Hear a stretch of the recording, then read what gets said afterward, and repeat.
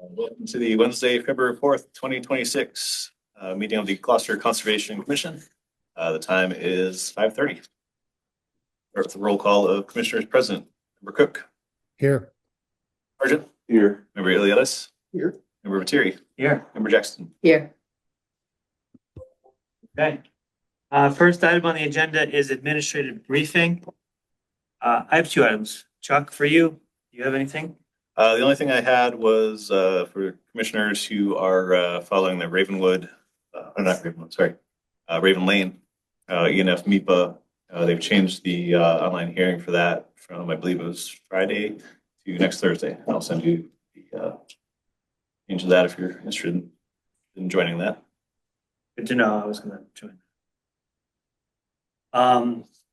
Anything on the site visit at 6 Brewsters and 13 High Rock?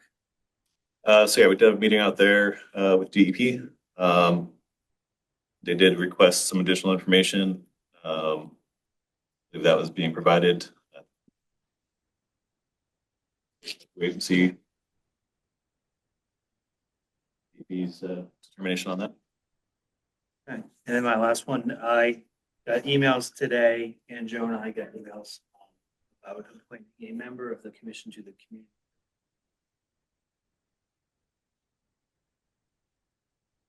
Anybody who wishes to? I'm ineligible because I'm already been appointed to two boards. Can only be appointed to two. Is that right? Yeah. Ones are you on? I'm on the Open Space Committee, and I think I'm on the Conservation Commission. Okay. I'm an advisor to another board, but I can't be on that other board because I can only be on two. Well, I'm on two then. I'm on the commission of the shellfish. I know. Well, I can't do this one. Right, correct. My wife will be happy. Well, Nick, you're the low man on the totem pole now. Yeah, I mean, if you guys need to help with that, I'm still trying to come up to speed on the current commission. I'm exactly looking for more on my plate at the moment, but you know, if there's nobody else on the commission that can do it. Yeah, I've done my time. I figured. But I think, yeah. But I do think a very reasonable response would be until we have a full commission. Our guys are full, you know, Dave has certainly done his stuff for the city. Nick is brand new. Bill, I don't know whether you're interested in adding anything to your plate. I've got too much on my plate right now. You know, we gotta have more people. Yeah. And I think that's a very reasonable response. Yeah. And I agree. think an explanation to the CPC commission, CP commission, CBC. and a letter CC'd to them, but a letter to the mayor saying, this is the situation we're in. We do need more members, and we recognize the need for one of us on the CPC, but everybody on there is stretched. Well, it's not fair to have somebody recently join us and then say, hey, by the way. Yeah, Yeah. yeah, You showed up for two I'm things. still going through the initial documents. And yeah, yeah, you need time to get settled in. I think that makes sense. Yeah. All right. Chuck, I also heard that staff got together with DEP on 186 Concord Street. We did have a site visit out there. There's a superseding, or actually it's a final order of conditions out there.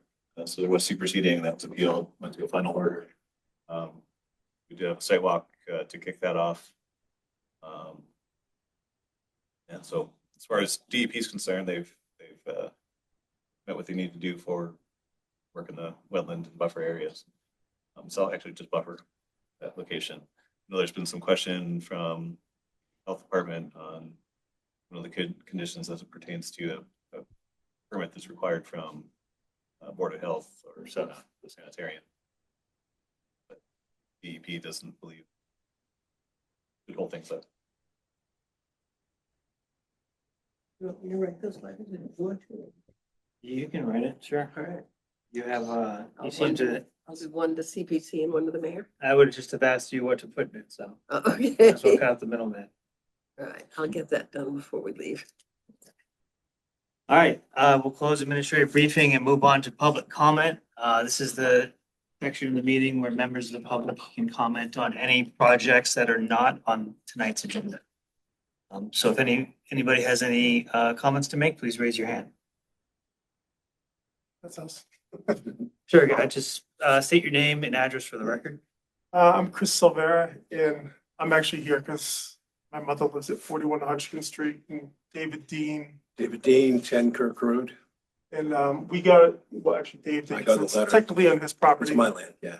But we share the dock, and we got a, give the letter.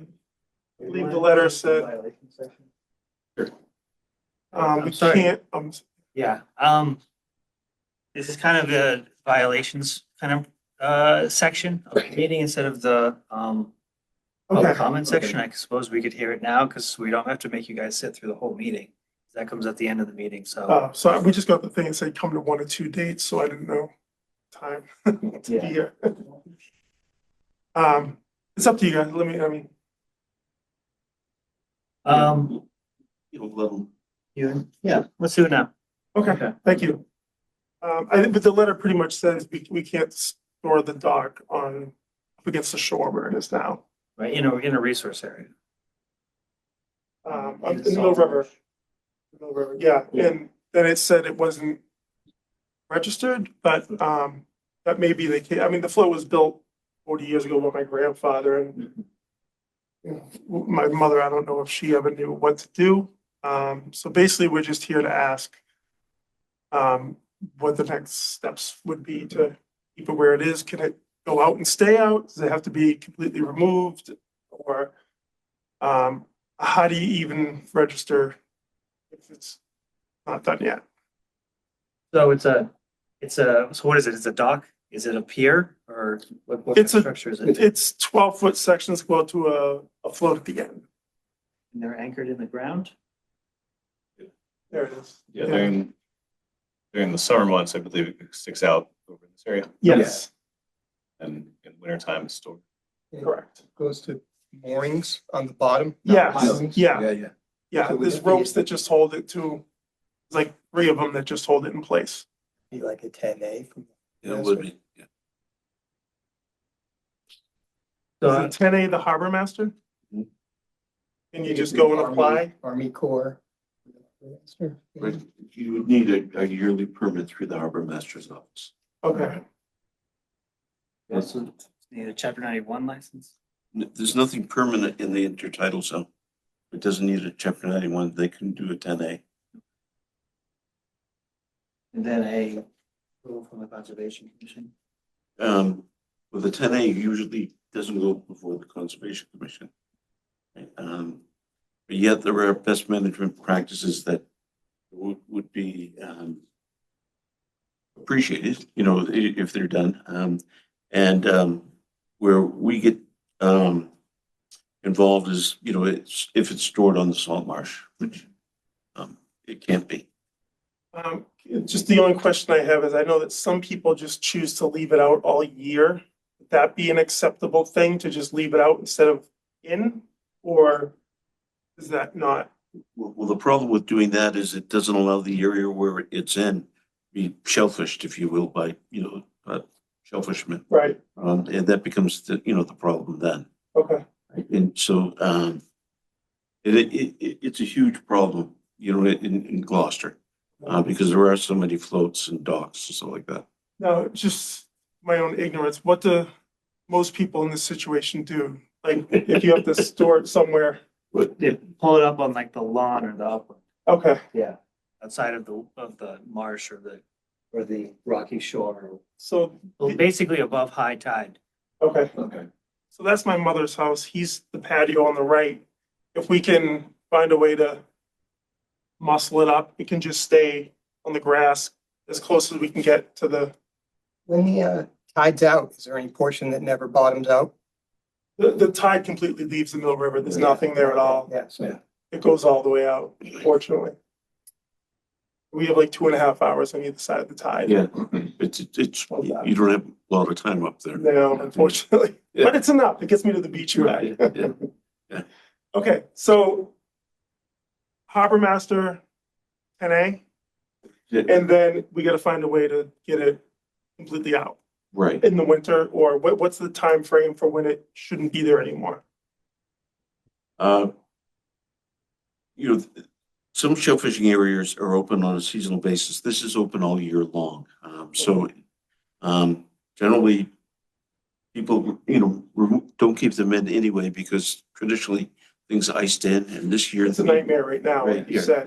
they would ice in. Cakes, this, And they take them, and it may end up, out in Ipswich Bay or something. right, So, that's why traditionally, they were, brought in. okay, And probably your easiest way is if you can find some way of, bringing it, on the upland, above the salt marsh. okay, And if you were going to do that, you might want to consider making them not as heavy. And they could bring them back in smaller pieces and bring them up. And Okay. therefore, if there were you were to do that, then we would recommend that the material be non-toxic to the marine environment. And that perhaps they could have some standoffs. It gets a little mucky, a little further out, oh, yeah, it does, where you are. yeah, And so, some consideration, I think, would be given to that. The standoffs might not work that well, but if you can minimize the footprint, it would be appreciated. yeah, I mean, if I walk out there, it goes up to me, I'm Well, mid-thigh, it's pretty I've walked out there a number of times, Yeah. so. Yeah, Okay, in closer to shore, it's a little bit more firm. yeah, it is, yeah. Okay, I think you guys answered my question at Yeah, 10A and- with the and- harbor master, and then, Do you have any idea when you might be, not having it stored on the salt marsh, this year? I know the tides aren't really great right now compared to. the problem right now is the icebergs. I mean, it's literally like, I couldn't move that an inch right now if I I wanted know to. no, you can't. I'm kind of stuck until, I can move it around a little bit. Ideally, when the marsh grass starts to grow, it should be off before it starts to grow. Right now, in fact, what it's doing is it's mimicking sea ice that might be on the marsh grass. And the damage it would be doing is if it moves back and forth, it would scour the salt marsh itself. And I don't know how well it's secured. And the other thing that is, once the salt marsh starts to grow, it gets stunt the growth, or it could compress, the peat that's in the salt marsh. Those would be the main things that would be concerned. But as soon as the salt marsh starts to grow, which is generally the end of March, beginning of could be off before that. Okay, Would be good. okay. Thank you. If can you contact the harbor master on 10A and give that information to, so that, we know that it's being followed through, and Okay, it's great to see you and hope you show up again, but I don't, want to rush you through that and have you show up again. thanks. Yeah. All right, so when I get that from the harbor master, bring it back here. Yeah, just keep me in the loop with our master and Okay, when you get the 10A or whatever, yeah. Okay. great.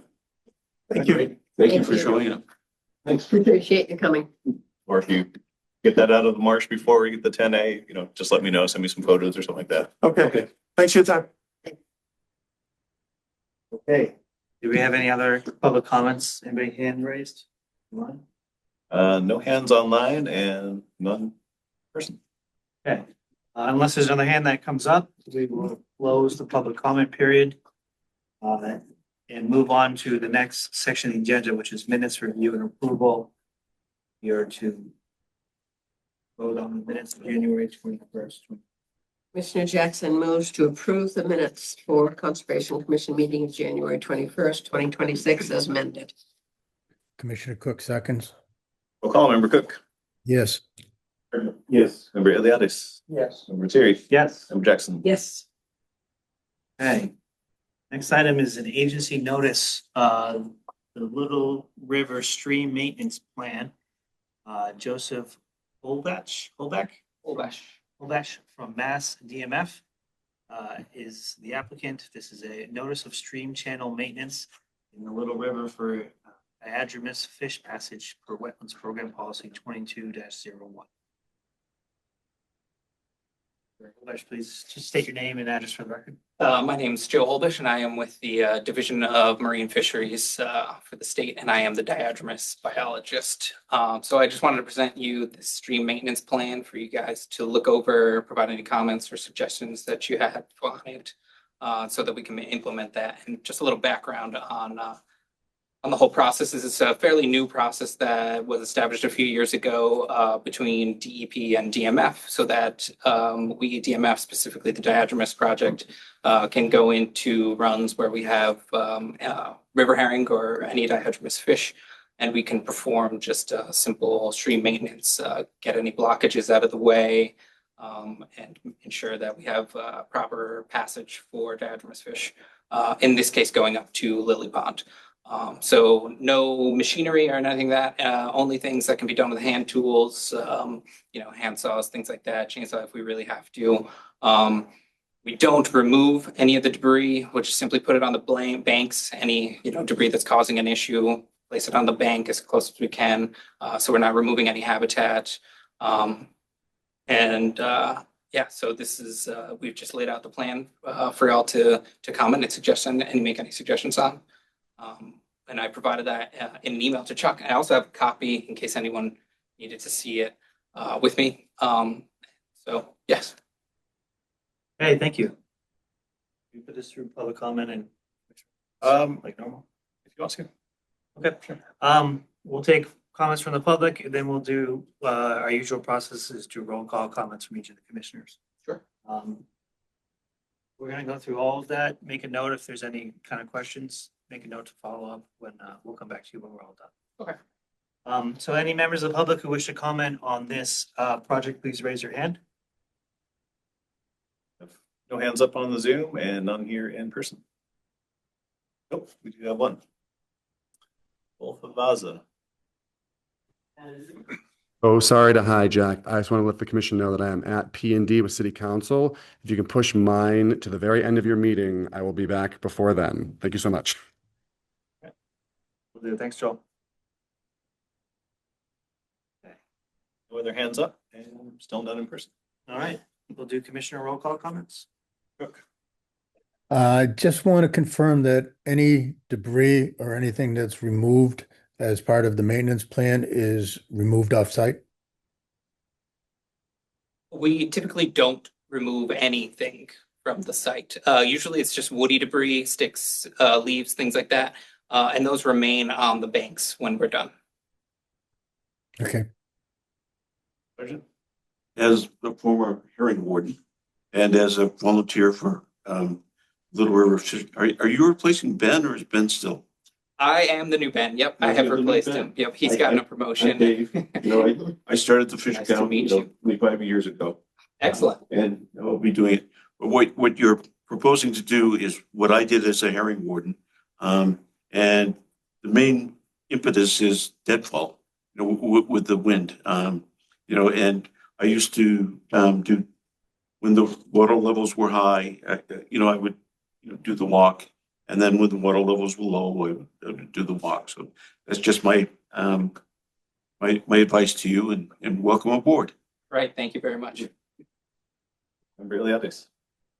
No, I've been over there a couple years ago. They had like a demonstration. I brought my nephew and checked it out, and I could definitely see how it would need a little maintenance once in a while to keep it open. So thanks for doing that, and all looks good to me. Thank you. Member Terry. Yeah, just to follow up on Bill's comment, if there's any trash or any like wood Organic debris or any material. natural stuff. That we will remove. That should be taken offsite, thrown away. I thought the plan looked good. I just had one condition. If you have to use a chainsaw or any sort of equipment of that nature that requires gasoline, that any of that like refueling or any of that stuff be done outside of any resource areas. Sure. Otherwise, have you looked at what work needs to be done? Do you have an idea of sort of, have you kind of scoped out the area, or are you just this is just preliminary and you're expecting to? No, we typically do this like once or twice a year. Typically at the beginning of the passage season before the fish arrive, we'll make sure that they have a clear passage. This is just sort of catching up to this new policy. So we're submitting them to Comcoms wherever we have stream maintenance policy issues. So it's just when I've gotten around to submitting this to y'all. But we are aware of the site and we do know. So it's really just a walkthrough and make sure everything looks good once or twice a year. We did run into an issue last year with some aggrieved abutters. And so this year, what we are going to do is providing a notice to all of the property owners along the stream, noticing them when we plan to go do the work, the day and the time that we plan to do that. So just so they have notice that we'll be walking through the stream that does go through some of their backyards. But that's just something we put out for this project. Great. Member Jackson? No, thank you for doing the work. I have no additional comments. I just request that when you notify homeowners, let our office know. Just we get phone calls. I'll send you a copy of the letter and I'll let you know when we put it in everyone's mailbox. Yeah, sounds good. Awesome. All right. Nothing we have to vote on right there, right? Nope, I think technically it's exempt from permitting, so. Yeah, just to let you know how it goes. Technically, there's no really approval process of this. It's really just an agreement between DMF and DEP. But we want to make sure that we're working with all of you and that you know everything that's going on. And so this is why we provided for you guys to provide any comments or suggestions or anything that you want to see out of this plan. So I mean, the way I understood the policy is that there's different levels depending on the work that's being done. Yes, it's sort of at the lowest level where the impacts are negligible. So no, kind of. yeah, so we don't have to go through an NOI process and things like that. So that's actually how this came about, is because every time in the past, whenever we wanted to do even simple, walking or simple, clearing work, we would have had to submit an NOI and get licenses and permits and things like that. So this kind of allows us to do the minor work to ensure fish passage without having to go through all those hoops. Well, thank you for coming in. All right. Thank you for sharing. Thank you very much. Have a good night, y'all. Okay. We are moving to continued business now. First item, NOI 0282976 at 171 and 281R Magnolia Avenue. Howmag LLC is the applicant. This is for construction of a 26-unit residential subdivision in riverfront area and buffer zone to bordering vegetated wetlands. Chris McCarthy is the applicant. There's a request to continue this to the meeting of April 15th, 2020.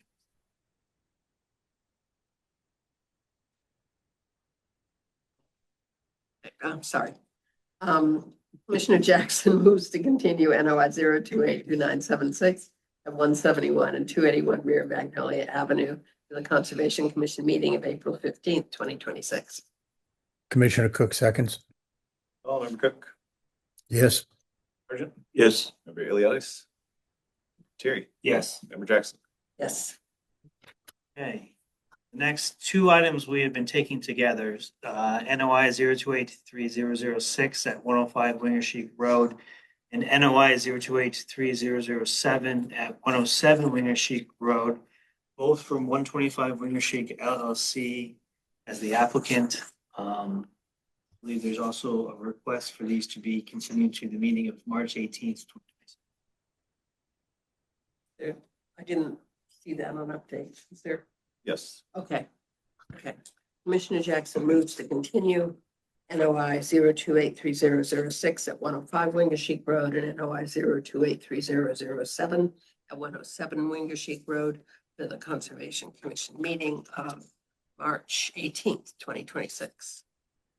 Commissioner Cook seconds. Oh, Member Cook? Yes. Sergeant? Yes. Member Elias? Yes. Terry? Yes. Member Jackson? Yes. Okay, next item is the one that Joel requested to move to the end of the meeting. NOI 0283036 at 3, 6, and 7 Welch Lane and R Woodman Street. So we will table that until the end of our new business section. Okay, last item of continued business is NOI 0283077 at 37 Massasoit Road. Daniel Fonzie is the applicant. I believe has also been requested to continue to the meeting of February 18th. Commissioner Jackson moves to continue NOI 0283077 at 37 Massasoit Road, the Conservation Commission meeting of February 18th, 2026. Commissioner Cook seconds. Oh, Member Cook, Sergeant? Yes. Member Iliadis? Iliadis. Member Terry? Yes. And Member Jackson? Yes. Okay, into new business. First item is NOI 028, no DEP number at 232 Atlantic Street, Wingershik Beach. The City of Gloucester DPW is the applicant. This is a project for dune and trail restoration in coastal dune, coastal beach, barrier beach, land subject to coastal storm flowage, and priority and estimated habitats of rare species. Kansas Ritchie Munn, Operations Manager for Beaches and Parks from the City of Gloucester, is representing. Hi, is that you? Yeah, that's me. Hi. How are you? So Kansas Richiman, Operations Manager for the Department of Public Works with the Wingershik Dune Restoration Project. Our primary objective in this project is to create conditions that allow the dunes an opportunity for a natural regrowth. The area, perfect. The area in question that we're focusing on, if you come to the middle of the beach, walkway 2 and head east, you'll come right down to our strip. There are 2 zones. The first zone is about 75 feet long and the second zone is 180 feet long. There is a little middle break section, so it could be as little as 255 feet or as much as about 300 feet along that line there. The existing conditions in that zone, I assume the original erosion that's along the face of the frontal dunes came from some of our earlier storms that we got. Some of the big storms 10 years ago or so, and also maybe in 2009 as well. But the continuation and its inability to grow back likely is from foot traffic. So what we propose to do is do a rope and post tie off along that whole strip, as well as address part of there's the parking lot, which has access along the parking lot side, which cuts right through those dunes. And as of now, it's used, I think, kind of heavily. So you'll see some erosion pretty soon. Let's see, what are we on here? Yeah, so there's some signs. Yeah, if we go up. Okay, so yeah, that's fine. Here's a couple of signs that I've kind of settled on. The please keep people off the dunes has good information, as well as kind of a gentle protect the environment, which would be right on the beach. If we go down to a little bit, yeah, scroll down to the posts, the actual post a little bit up. Yeah, just scroll up a tiny bit. Thank you. Yeah. So what we want to use for materials, so that's just kind of getting an idea of what we're about to describe, but we'd like to use 4-inch round cedar posts, cedar posts. And the idea that we're showing with the angle cut top is to reduce their use for predatory birds. Take off that flat top and also mount signs, but not every single post. There could be upwards of 15 to 20 posts that would be installed. And also method for installing, we're thinking drill and auger, hand tools, drill down with like a 4-inch diameter and drop these in roughly 3 to 5 feet deep. The idea is to keep these in year round. That's acceptable. I'm curious what you guys what your thoughts on that. With any potential storms especially in the winter months. But they would be about somewhere between 3 and 5 feet deep. We're hoping that would be enough to keep them in there permanently for semi-permanently. Also, yeah, if we scroll down a little bit, so there's zone 1, and you can see the erosion along the face of that frontal dune there. Yeah, we might as well move on. Zone 2, there's a good example. So the other material that we were thinking of using is wooden snow fencing. And for like in photo 2, that path can also be quite deep in the summer, with foot traffic as well as probably wind. I know wind's probably contributing to an air tunnel through there, but a lot of heavy foot traffic, that can be like 3.5, 4 feet deep. So we're thinking protecting and preventing access to go through there from the beach side. But as we'll see in a moment, there's some other pictures from the parking lot side. Also on that one particular, on the parking lot side, we would be, we suggest maybe putting some snow fence to block those trails as well. Yeah, we can continue on from there. There's the snow fencing and something that I was curious from input from you guys. Considering that we're in estimated and priority endangered species zoning, is 2.25, 2.5 inch spacing between the slats adequate? Does that suffice for what's required, or does it need to be wider spacing? Can we use it at all? Or are there alternative materials that we could use to block a trail? I know Christmas trees probably here and no longer. I know that used to be a thing that they throw Christmas trees, but I assume we don't do that. I read some of the Sea Grant, and I know that's not really a fully acceptable thing, but other materials that we could use. And then if we continue on, I think we might come to the parking lot side. Yeah, so here's not much that we have to do on the parking lot side except for the last two, but most of the signs, there's about 5 access points. People are hopping over those rails, and you can see the trails, especially overview satellite, and if you're over in the area. But signage on most of those, but the 2 that really stick out is the ones that are on the right. So that one there is by walkway 2, and that might require some snow fencing, maybe kind of put in behind that rail, as well as signage. And if we scroll up a tiny bit, this is the one that's most prominent. That trail there, I mean, it almost looks like you can use that. You're supposed to continue east, which would be to the right, but that goes straight north to the beach, right to the water. And that trail's undesignated, and that one we really want to block off and might require snow fencing. And that's not in any endangered species zone, so maybe that's more acceptable there. And as far as how we would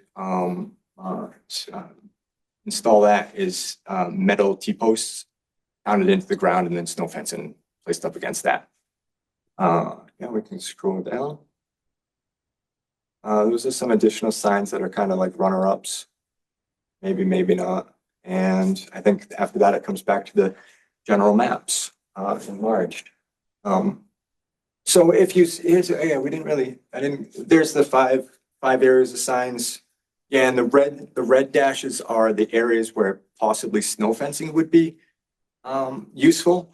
In zone 1, the red dash on the left, that one kind of as a follow-up visit to the site, a lot of sand got blown right up into there, so it might not even be necessary unless I know the grass won't grow roots fast enough to possibly hold it in place, but we'll assess in another month. I imagine that one's fine, but the other 2 are on the right side, probably would benefit from having snow fencing. Other than that, yeah, it would be a symbolic fence, as we saw kind of how successful we saw at Good Harbor. A lot of regrowth from that symbolic fence being put up, and that's what we're kind of hoping would happen at Wingersheek Beach with that very small addition, but keeping people out of that zone. Okay, thank you.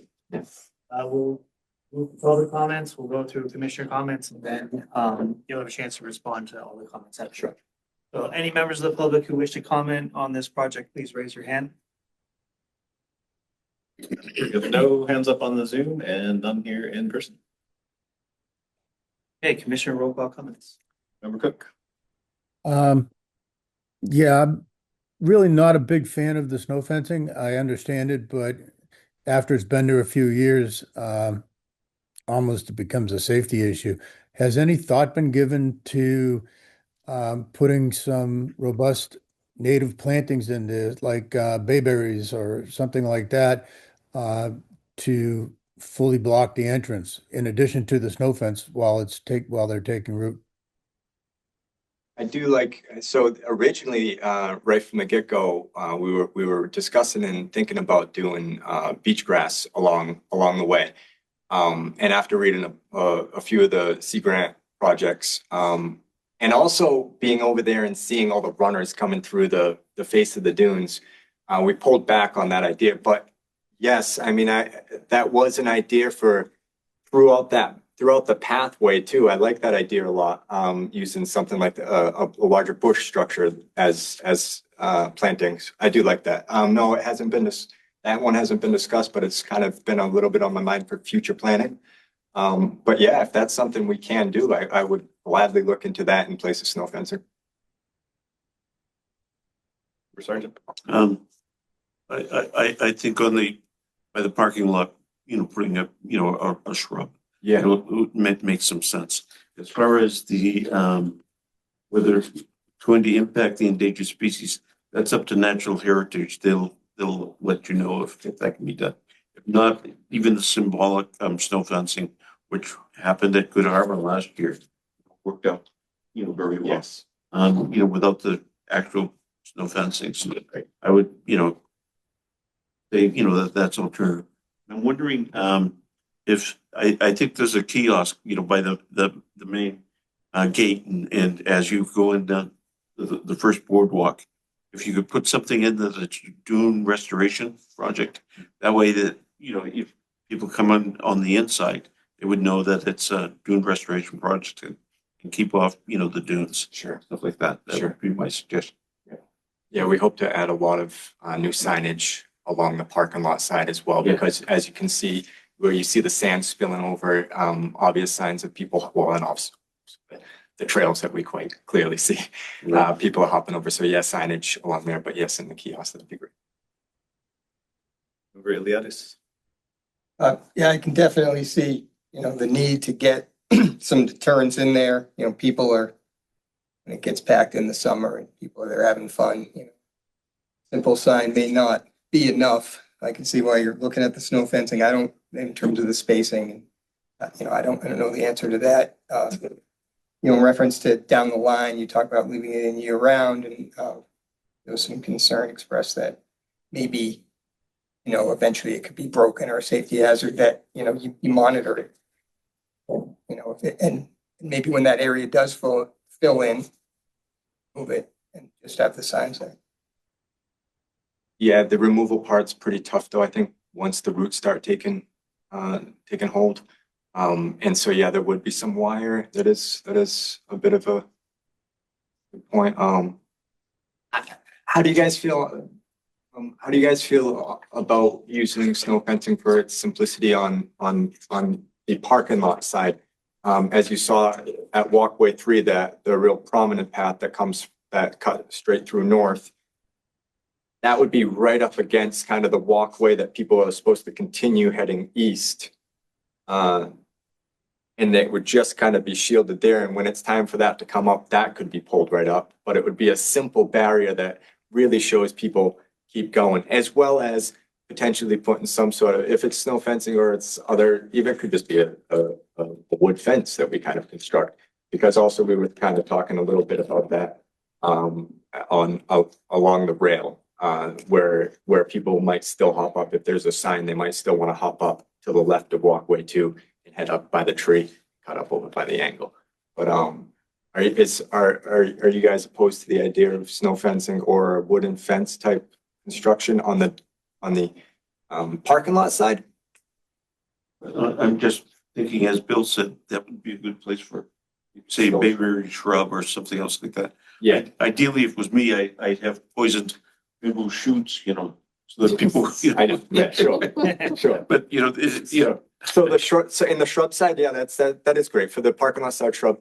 The problem with shrubs in the frontal dunes is they're not really, that's not where they want to grow. The salt spray, it's pretty much grass. Right, that's where the dune grass goes. Goldenrod, right, and sea rocket. Right, yeah. Yeah. So I don't know if there's. Sounds like the problem would be the metal then, right? Metal, right. So maybe you can look into an alternative, something like the snow fence that's not bound with steel. Sure. Yeah, this is a good think tank. We could bring wood in. create our little cross section or something. Yeah, we'd be all right with being able to construct some sort of wooden structure that would decompose over time. Untreated wood. You know, you've had lifeguard experience as I have, you know. And one of the things you don't want to do is have to patch up kids, you know, who, with metal. Where there's been folks in their feet or the legs and stuff like that. And dunes do move, they do migrate. And sometimes there's, the tide. So metal is always problematic, as Bill was saying. Yeah. Okay, understood. You mentioned the metal posts for one of those spots too. That might be something you want to avoid. Right. So yeah, T-posts. all right. So we're getting a lot of negative response on the snow fencing. So maybe we'll just take that one off the blocks. But the symbolic fencing, maybe some alternatives, and I'll look into some shrubs, which I do think is a wonderful idea. Yeah, I think it is too. Yeah. Where were we? Terry? Yeah, I'm less concerned about the snow fencing by the parking lot. If the concern is plovers or other birds going through, being able to fit through them, I don't think they go towards the parking lot. I think it's more towards the sand into the dune. But a shrub or some sort of, more natural kind of barrier, I think works also. Isn't there some usefulness for snow fencing for rebuilding the dunes as well? There is. Well, Sort of sand, capturing sand. it does. It's sand trapped, and that's kind of why I thought in those really eroded out pathways that are on the crest of the frontal dunes there, it does. It's supposed to be designed where it's going to really trap that sand, build it faster, and it would be covered. At the same time, we've all seen those half, 3/4 covered, and yes, it could pose also a hazard with the metal wiring over there and being stepped on broken. But yes, that's kind of why the idea is to have those wooden ones in there. But yes, it also presents as a potential hazard. But it would be nice to have some measure that traps the sand to build that up. That being said, without anybody going through there, I did see significant recovery from just this winter's wind-blown sand going up onto zone 1, that where there's also a trail. I mean, it was almost all the way to the top. The other one was deeper, so it didn't quite rebound as much, but nature could do it. Nature could bounce back just by people not going through there as a normal walkway. So I'm hopeful. And that's even what, the idea of beach grass in the future. This is kind of like a very passive approach. It's more of a conservation approach towards this instead of a restoration. But if in 2 to 5 years we're not seeing regrowth, we come back to the table and maybe think about beach grass. That's the idea. Is give it a couple years, 2 to 5, and I think that's roughly the time frame that Good Harbor we really saw a lot of growth come in and it really creep forward. But I'm telling you, there are runners coming through that face of the dune just like looking to poke up. I mean, they're there, and I think that's even better than digging up and planting grass where all those runners are, because we'd be disturbing its natural. I mean, they're tied to the mother plant. They're ready to sprout. The sediment at Windy is very, very fine. And what happens is, it tickles, the rhizomes and they grow. So you'll get more growth at Windy than you did at Good Harbor even. Oh, that would be great. That'd be great if we do see like a really good recovery in 2 years. Yeah. Jackson? I also don't have a particular problem with snow fencing on the parking lot side, especially if it's going to be temporary with a shrub behind it, that kind of thing. We did actually have a plover family in Good Harbor Beach parking lot grow. Oh, yeah? Yeah, they were there for a while. They ended up there. I think they were harassed and there was a storm on the beach and all kinds of havoc, but they did end up there.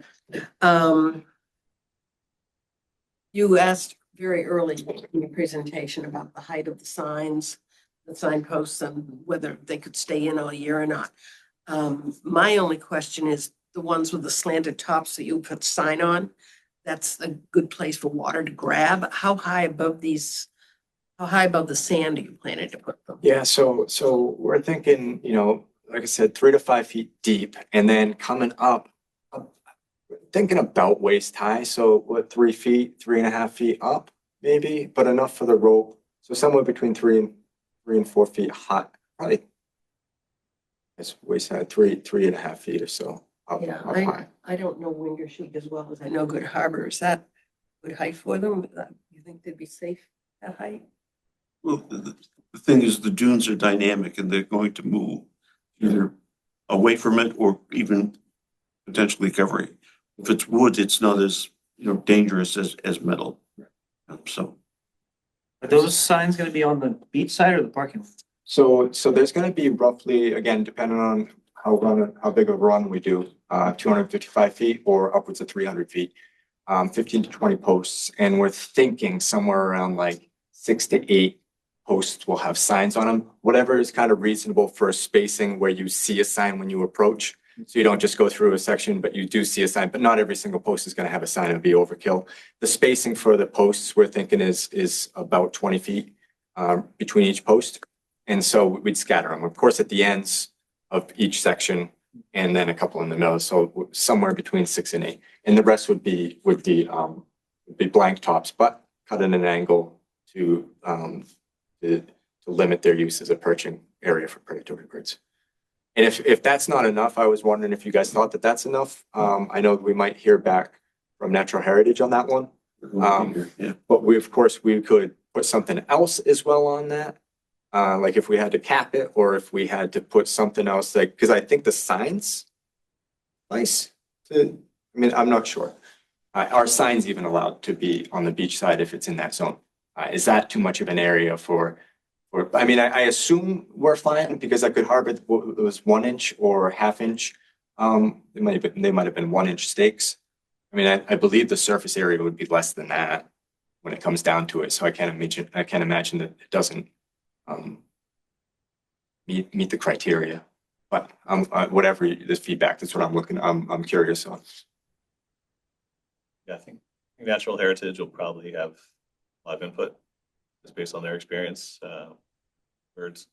Some of it probably is going to be observe and see what happens. If you notice things are being used as perches by predators, then change it. Yeah. I'm wondering too if there's some kind of a natural alternative snow fence to with jute twine or some other natural. There's got to be something that's being used that's intended to be placed and to then kind of rot in place. I imagine Christmas. So that used to be a thing back in the day, right? Christmas trees. It was, And now the issue that they were finding is that it would help in the short term build up the sand, but then once you had a storm and start to dig away, it would actually yank the large trees out and destabilize much larger areas in some of the larger storms. So they're finding that Reggie would kind of help, but then actually creating big holes once you get a larger storm that kind of really destabilize that area. Okay. And so that's why they stopped doing that. Yeah. One thing I've always thought about, and I've heard it being done at other national seashores and stuff with success, is planting poison ivy in the dunes. That's been joked about, but for real? Yeah. And I've also thought of native rose, plants that people don't want to walk through, and the signs up saying there's poison ivy here. I put a preference in for the rose. I'm not sure because Poison ivy will migrate to my yard. that is a thought that comes to mind even without snow fencing on the parking lot side. A shrub alone, depending on what the shrub is, if it's not covering the entire path, might just continue to get trampled as well. Like even with a sign in a shrub, like it almost has to be like you have to really be making a point of going around it. So Next door Combination. shrub, honestly, would be better than poison ivy. That's. You could put a sign that says poison ivy without Spreads. actually putting poison You ivy. could put a sign that there's deer ticks in there. There Yeah. is. yeah. Carry Lyme disease. It's a pretty good deterrent. I think there's some bayberry shrubs down that end of Wingershik anyway, towards the parking lot. And if they're existing there, then that they'll do Yeah. well. Yeah, that's great. So I rather do. than importing something that's not there already. Sure. Right. Sure. The other question I know we talked about it when we were on the beach. The pathways, they're tighter on the parking lot side, and then once you get to the beach, they kind of Oh, there's spidering going on out there. widen out because people, get here and they want to walk over there, over there. if you're able to kind of have ropes that kind of extend further down to the beach that keep them from cutting the corners, kind of reestablish. You mean like, for instance, coming off of walkway 2, how it kind of has kind of spread on the dune side, like Yeah. the pathway has gotten wider and wider? And then I think that's one of them.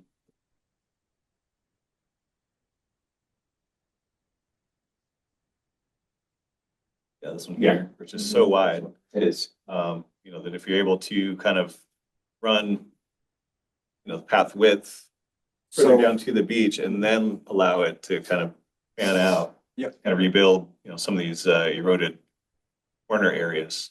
so I'm curious how this all works because, so basically what I was hoping was if this is successful on this first area that we've kind of designated for a little project, if it comes out nice, if the materials, if it looks nice, if there's also, I'm thinking aesthetics too. That's why we're going with the cedar wood and hopefully a nice rope.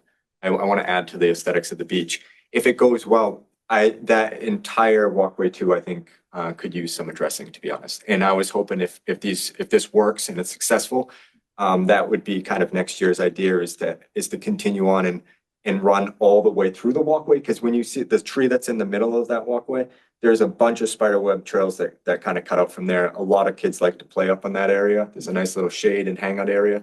And then that's also why you see that's like one of the largest eroded paths that comes down at an angle away from walkway 2 that goes to the parking lot. That was one of the most heaviest used ones, areas. So yes, I'm thinking maybe not right now with this project, especially with the time frame. I was trying to prioritize that we protect, because we have to do all this before April 1st as well.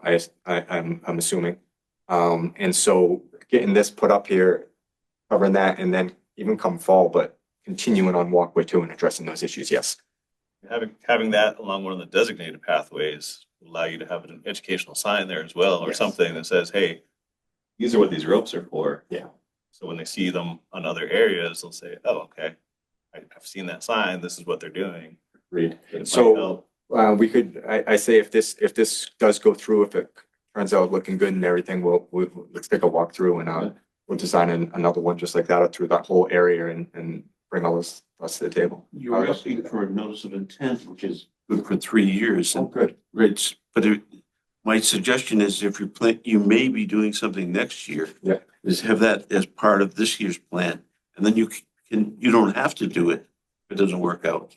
But at least it's permitted.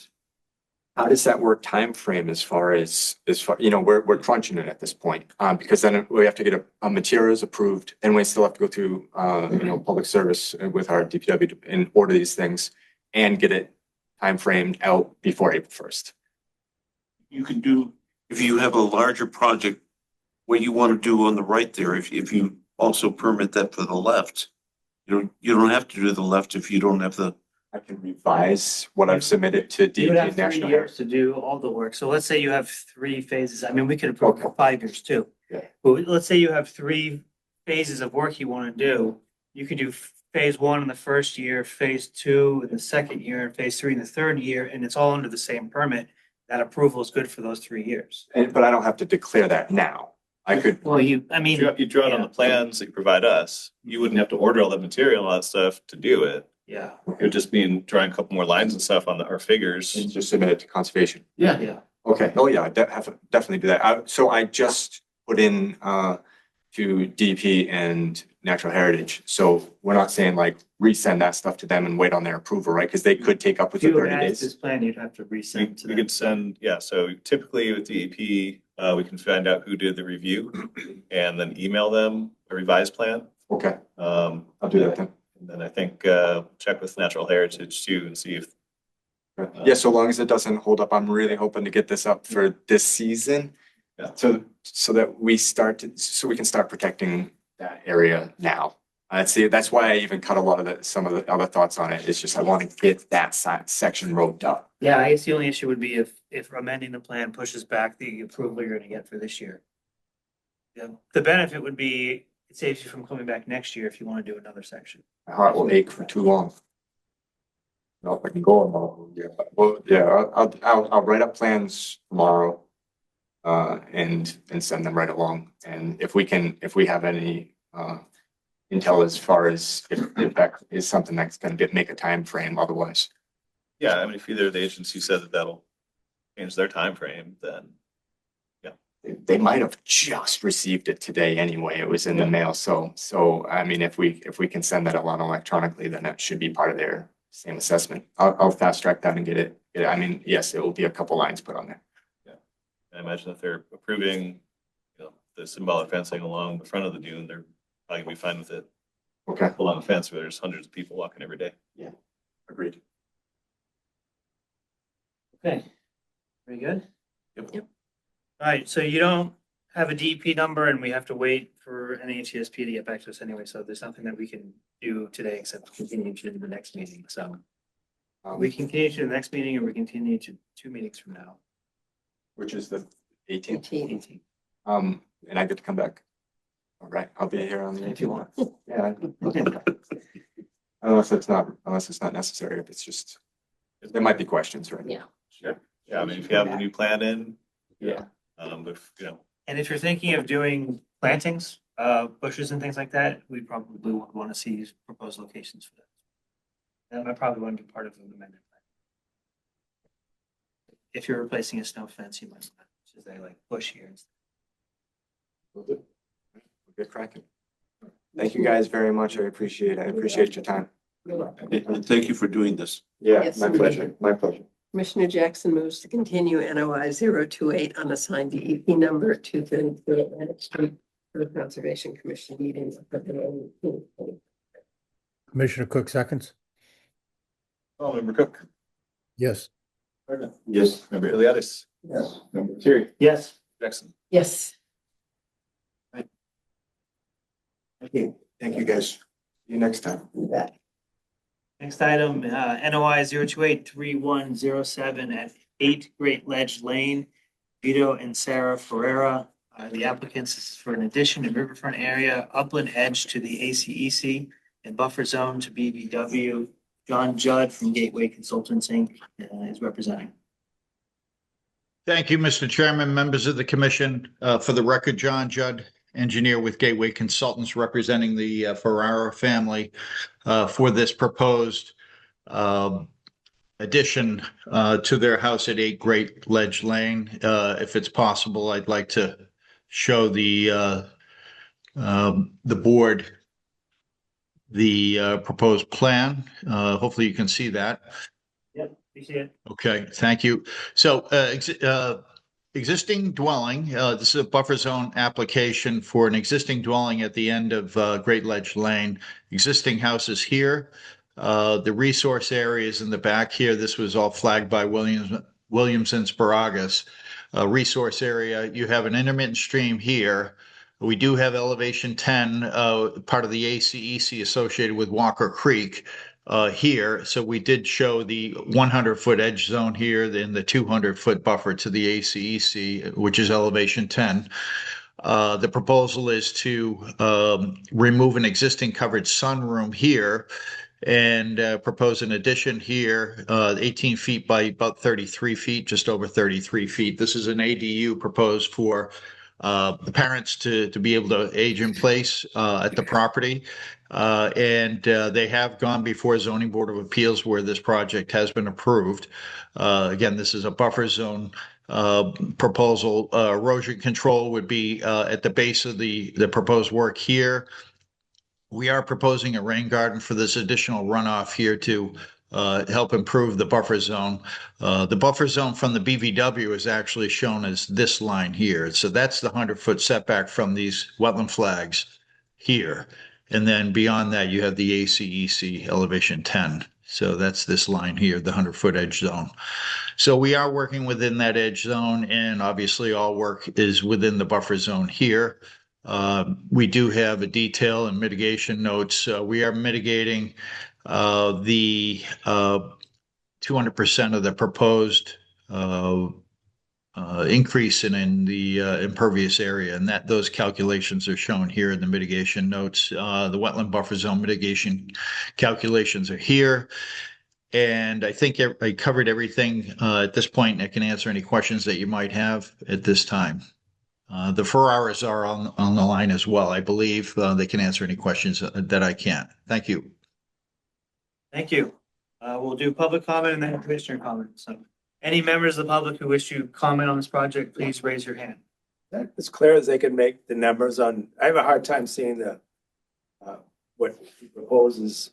Is there a reason we can't clearly see the numbers? On the plan you're talking about? I guess we could zoom in on the plan a little bit more. You want to put that back up, or Chuck, do you want to do that, or I can do it if you'd like. If you have it up. Okay. The numbers are, see if I can get this over here. So we have sorry about this, I've got, Which numbers are you looking at? I'm assuming that you're looking for the increase in the impervious areas. Yeah. Okay. Sir, Yeah. I want to look on this. This may be a little clearer. Oh, yeah.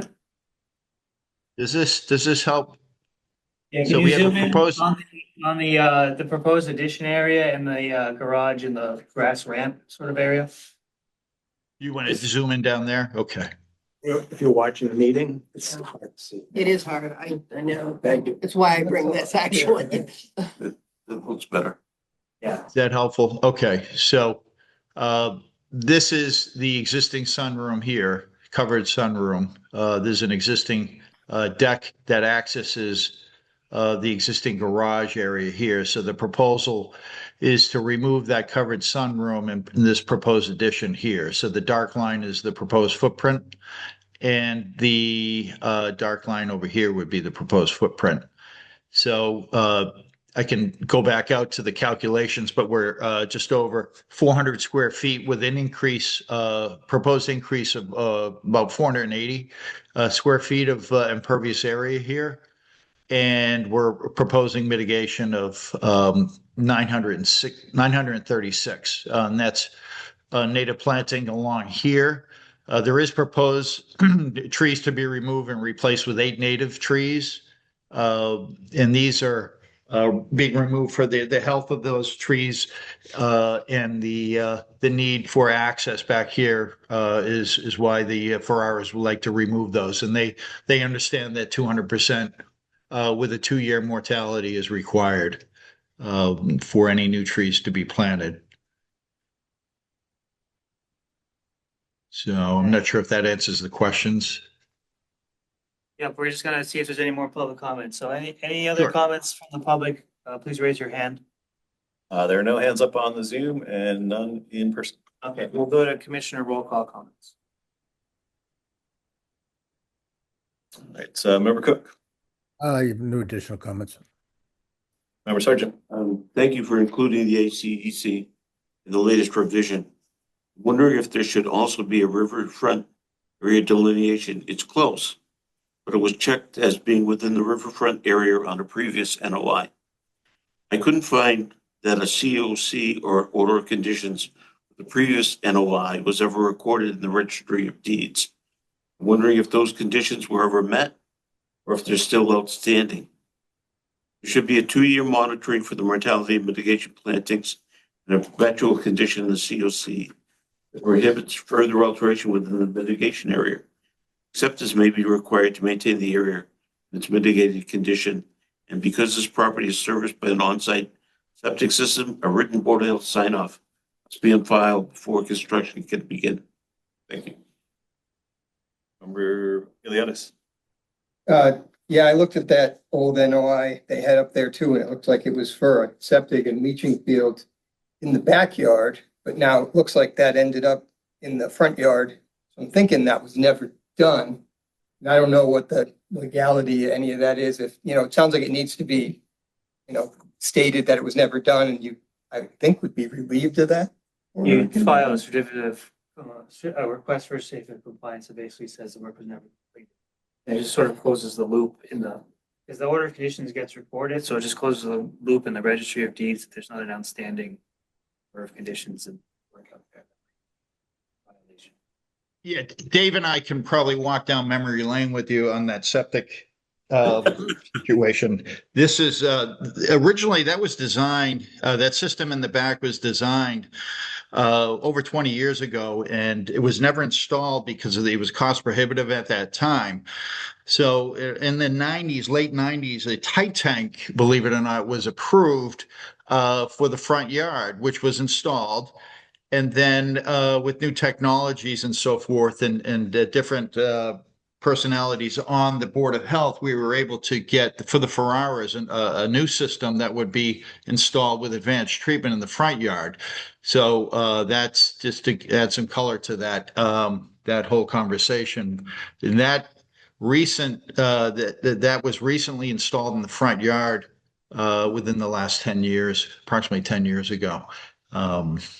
So hopefully that answers some questions on that. But that original backyard system was never installed because there was so much fill in the size of the system. It was never installed. So, but I understand that there's an outstanding certificate, but there was no work that was performed back there.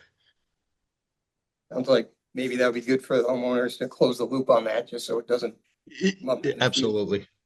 The only other thing I was looking at is that tree removal in the upland edge, and I was wondering about the stumps. Plan for the stumps, are they gonna grind them out, or what do they plan on doing there?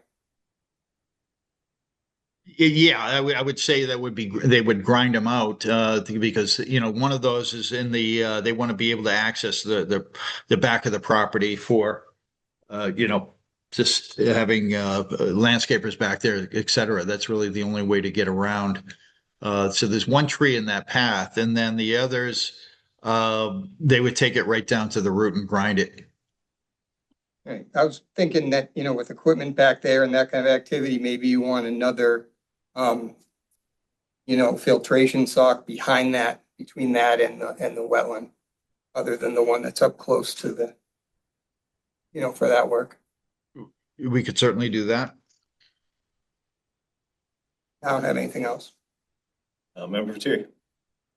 Yeah, I flagged the certificate of compliance issue too, so I guess I'd see a condition, I'd like to see a condition that loop gets closed before work commences.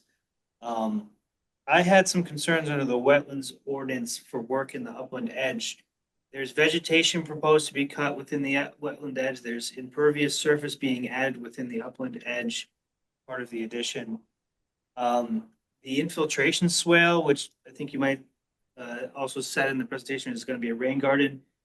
I could see that being considered a drainage system component that's proposed within 100 feet of the upland edge and in the upland edge. All of those do not meet the performance standard in the Gloucester Wetland Ordinance Section 12-15 B2B.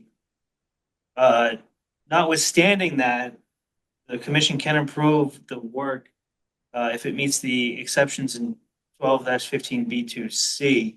So I guess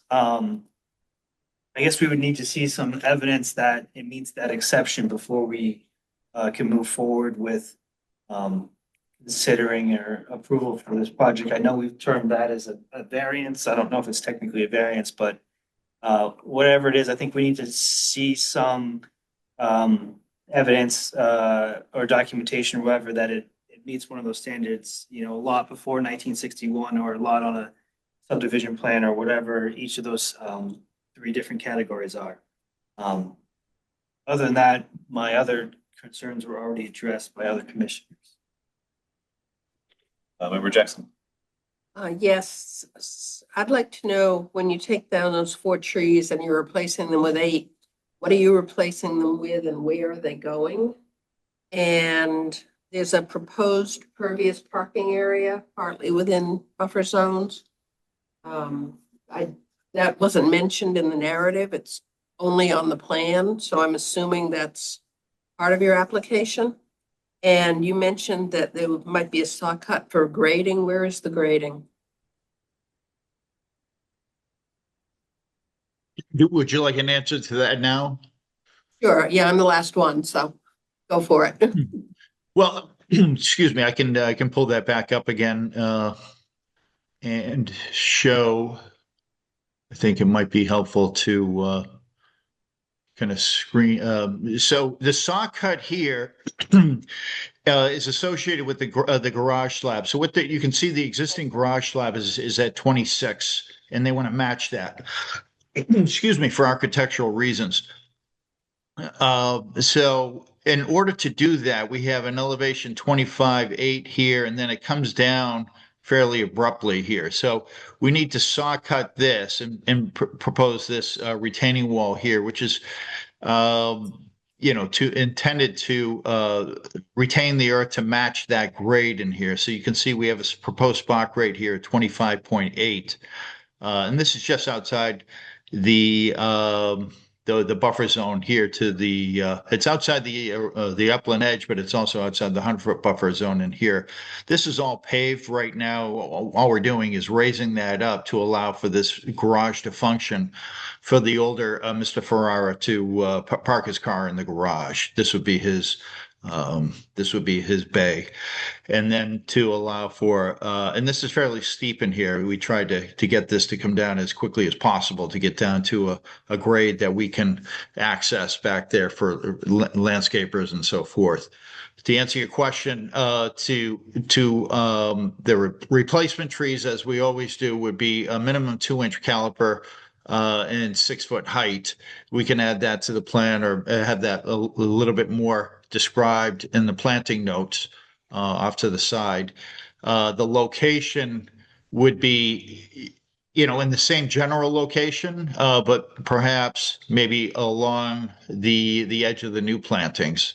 And we can certainly add a second row of mulch stock along that mitigation planting. That way there's no accidental siltation of the wetland in the ACEC area. But the idea was to allow this to be this buffer zone to be with both herbaceous and shrubs and trees to sort of enhance that buffer zone here and include the trees in that area as well. If you'd like, we can add show the 8 trees within that on a revised plan. I just wanted to make sure they would be in the same area or closer to the resource. So that's fine. Yeah, definitely closer. If not the same area out here, it would definitely be closer as we show here the mitigation planting. Okay, thank you. John, do you have comments? The only thing John and I have been kind of going back and forth on this a little bit is the riverfront area. And I guess I'm looking at Map Geo, which is what I spend half my day looking at some days. But you had we have different, I was using a buoy from over the Essex River, which would be the most, closest one for a NOAA buoy. John had some other data he provided for elevation. But even from elevation 4, based on the city's LiDAR, it puts the 200-foot buffer right, it's right kind of at where the project is, so a very small portion of this project would possibly fall under riverfront under this. John pointed out that the Mass Mapper, which also has a LiDAR data, shows elevation 4 further back in this drainage, and that would be kind of the mean high water from Walker Creek. So, it's kind of, if it is in, it's in by just a small corner of the project, but I still think there's probably going to be some amount of riverfront on the parcel, and just for the delineation's sake, it'd be good to see where that lies on the parcel and what John used maybe to draw that or delineate that resource area on the plan. Yeah, so I agree with Chuck. This is definitely what they show as elevation 4, based on the city's website. I can also pull up what I had, and we basically just had a conflict between sources here. I can bring up this and just show with the board what we came up with. So the buoy that we use was at the mouth of the Essex River, and of course it's on National Geodetic. I'm sorry, NAVD, North American Vertical Datum of 1988, and you can see here. I'll just try to get this a little bit. So we're talking 1 foot contours here on both maps that Chuck had, and then what we're showing. So this is the 5 contour. This is the 4 contour right here. And we had right in here, this is 200 feet to the lot line here from this tributary. And of course, Walker Creek is much further over itself. This is Walker Creek as we know it, but this is one of the man-made ditches probably during the WPA efforts. It could be natural. So Dave, you would probably know better than me, but back in here, this is private property. And we're sort of using this. And when we go into the, we use the tool within that document for the 3.9 elevation, and we come up with 200 here. To this point where Chuck's coming from elevation 4, I think 4.5, I think you said, Chuck, comes in a little bit further over here. Either way, the Ferraris are going to do what they need to do. We've already paid the additional fee for the 50% for that if it needs to be done. But of course, we meet the standards, which are similar to the Gloucester standards as far as the 200% mitigation. So it's at the pleasure of the board. We can do whatever. It's just there was a discrepancy between what that mean high water is, and it's obviously off-site on someone else's property. We don't have the ability to get over there and get inside that ditch to measure the exact location of elevation 3.9. But again, we're using this data here, and all work is proposed outside of that for the most part, but we're okay with adding something in here, whatever the board would like to do. Just wanted to add some color to that. That's all.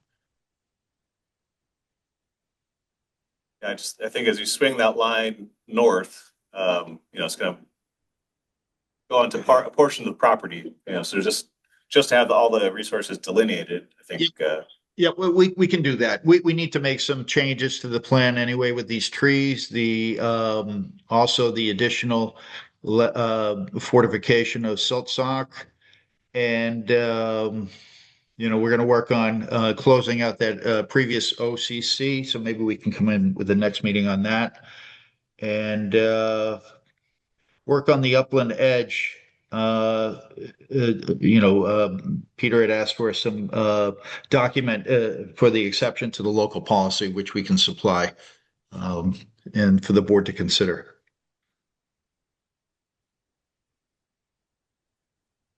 Okay, so you want to continue to the next meeting? We'd like to close it out, but it's up to the pleasure of the board. If you feel like it's too much to bite off, we can make these revisions and come back. We'd like to close it out with subject to these items being added. It's up to the board. I know the Ferraris are quite anxious to at least get things mobilized, but with the snow cover, not a lot is happening. Well, I'll say on my part, I couldn't close out on the local ordinance, on the Gloucester ordinance piece of it until I'm going to assume that the upland edge issues are fine. This looks like a plan that's been part of a subdivision, so it's probably going to qualify for that. But at this point, I'd like to see what you come up with in order to sign off on that. I think, we could issue an order of condition under the state act.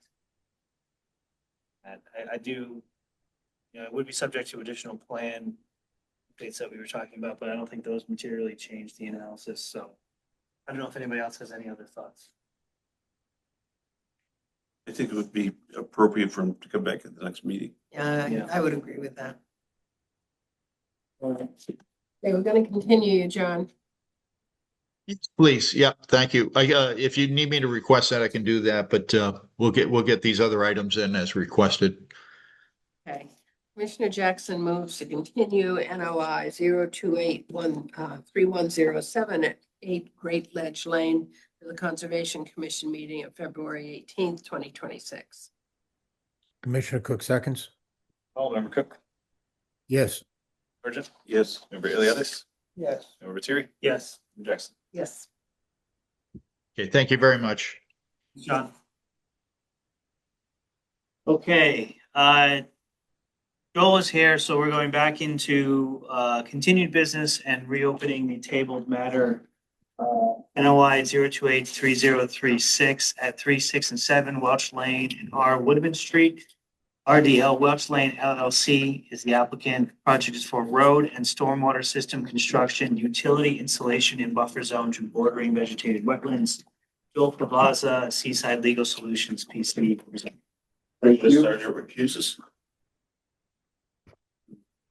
Screen real quickly. So Joel Favaza, Seaside Legal Solutions, 123 Main Street here in Gloucester. Here I am, RDL Welch, the LLC owner. And so I'm just going to give a quick update.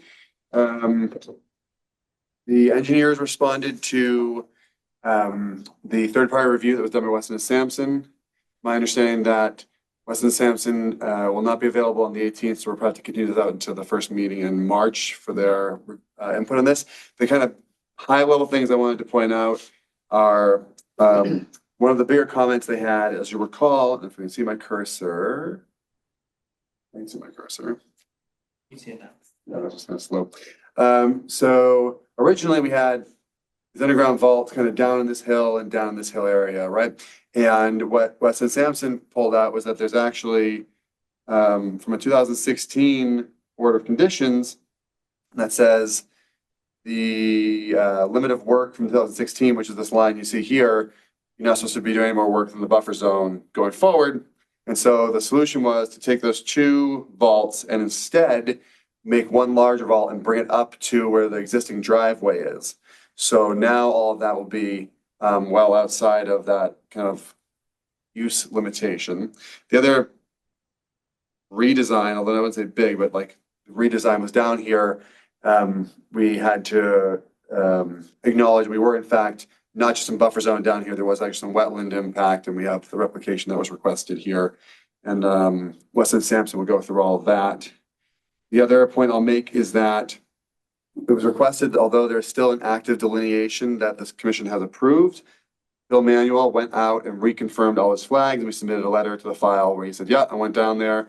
Basically, to paraphrase, he says you have the steep slope on the upland side and you have Essex Ave on the lower side, and that really kind of constrains where this wetland could possibly go. So the wetland really hasn't moved in boundaries since he first flagged that, since he first approved his delineation.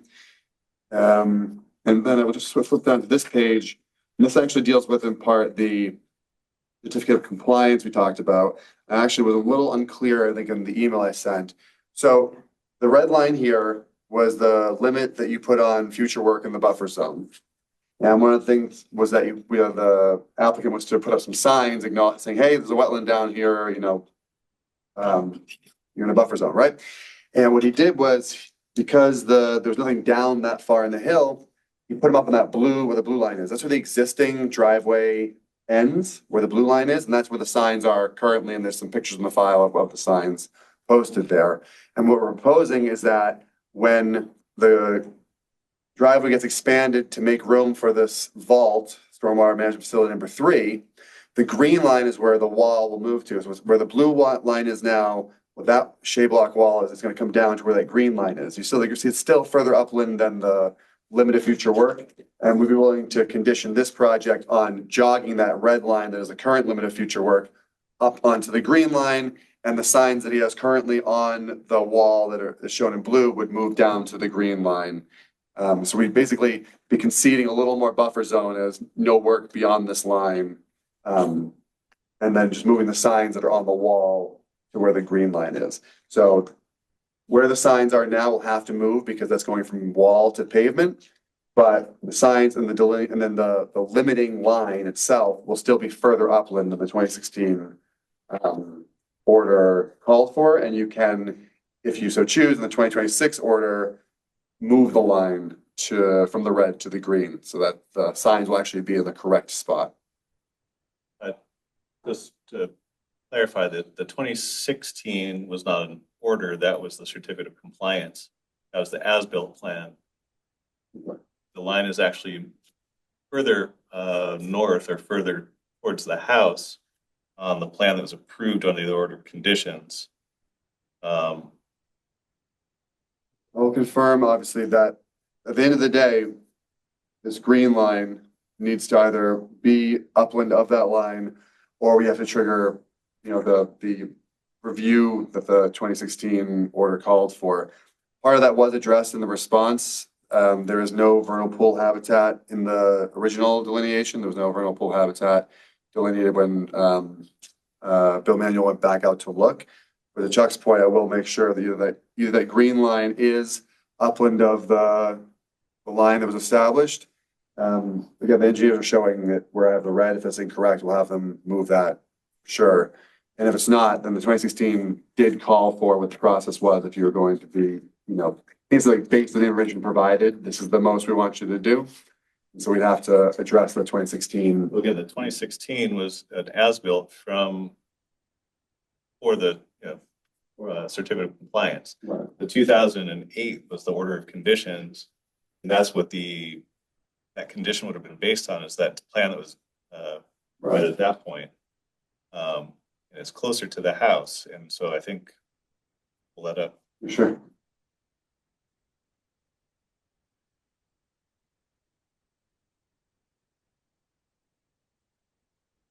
So this is the line from the order of conditions from 2008.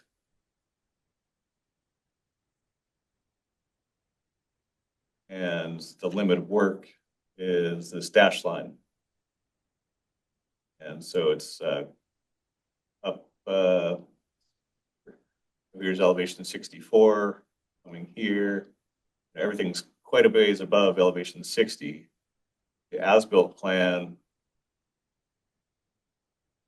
computer's very slow tonight. The as-built plan, as you can see from 2016, that limit of work is much further away from what was approved in the order of conditions, and it dips down below elevation 60, whereas the other one was up closer to here. So I believe that condition in the order of conditions was based on the plan from 2008, which was the plan that was part of the order of conditions, not based on the future plan that they didn't have yet for the certificate of compliance.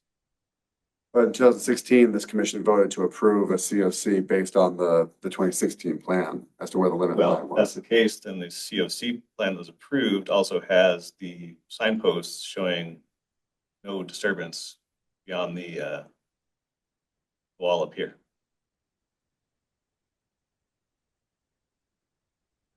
Again, we'll have to get the engineers to just superimpose whether, and then if it is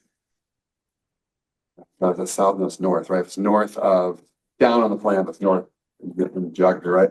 If it is actually further, the 2008 order of conditions talks about, what the commission expects if you're going to go past that line again. We'll certainly address that.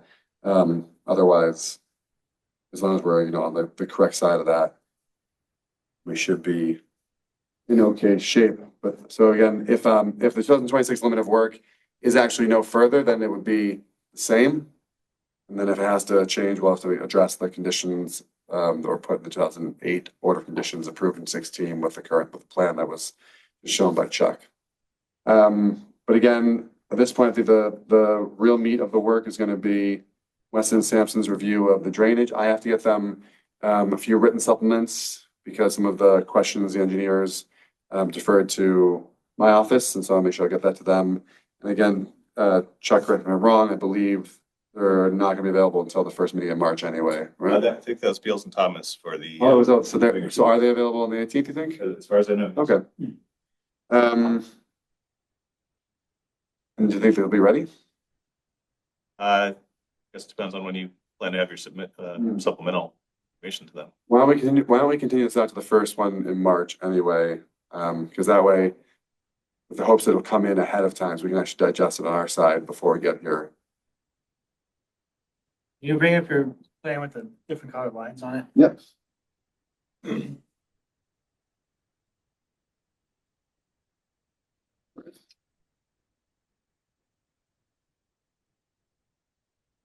Minimize my zoom. There we go.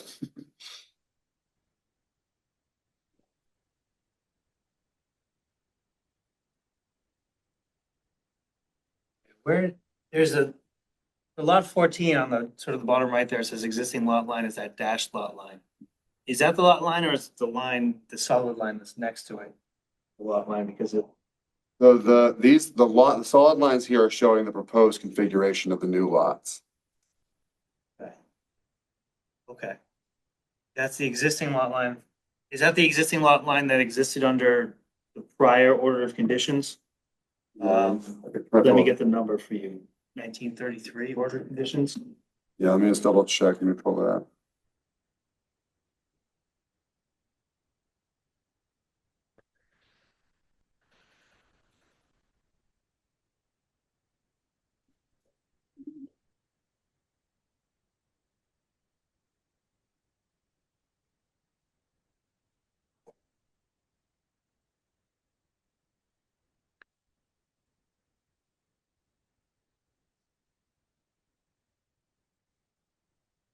Yeah, so if I can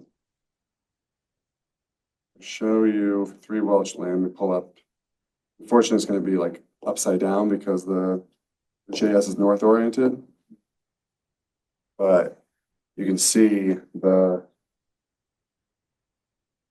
current configuration of that. I mean, actually, Well, what I'm interested in is the configuration under, we answer that question. I'll do a quick, we can do a quick measurement here and just figure out what we got for approximate. Vintage, if it will let me. Measure the line. Call it 45 feet roughly, and this is all kind of unscientific. And then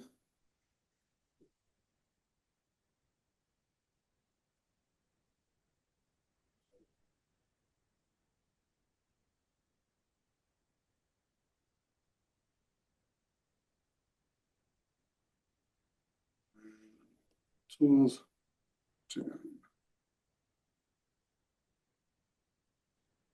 Objects. My scale is 1 to 20.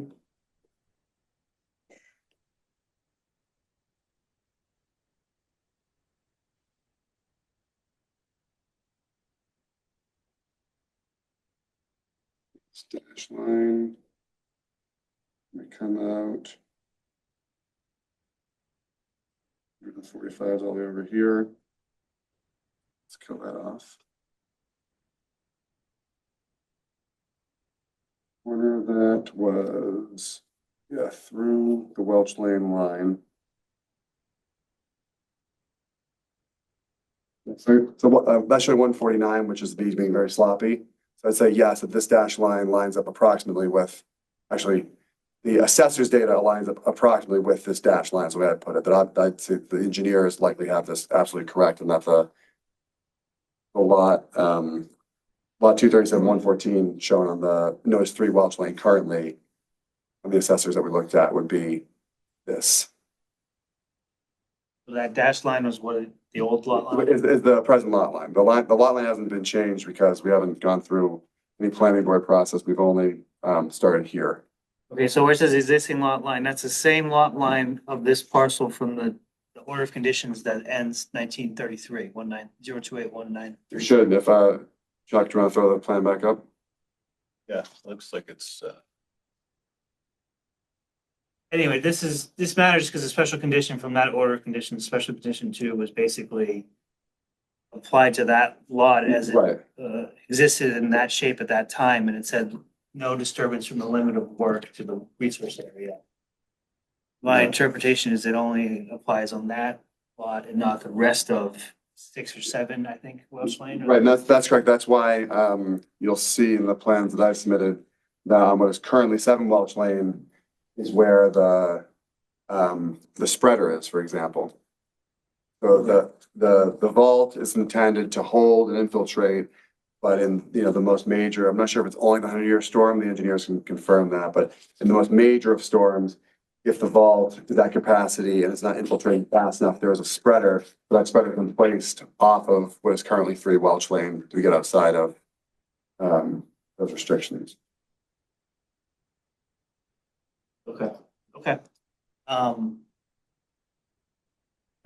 And I can make sure when we come back in March that I can take these questions and hopefully have a good visual answer for all of them. And the engineers will be here too to, speak. Yeah, if there's, I don't know if there's a way to show the lot lines from the approved order of conditions as they existed at that time. Yeah. I don't think they've moved, but if they have, we'll certainly show. Yeah, If if they haven't moved, just confirm them. Yeah. Okay. And my other question is on that, as built, 2016 as built versus the order of conditions line. It said on that as built plan that there was a grass area, a grass slope below the concrete retaining wall. Is that just a function of when they were constructing the retaining wall, that's sort of the work area that needed access? As far as where they would be working, or as far as how they leave it? As far as that's why is that grass and why was that disturbed? Oh, yeah, so as far as constructing, so they were they're putting the driveway, they're putting the wall, and I think there may also be some utilities. That was probably the limit of work for machinery to come around and come through.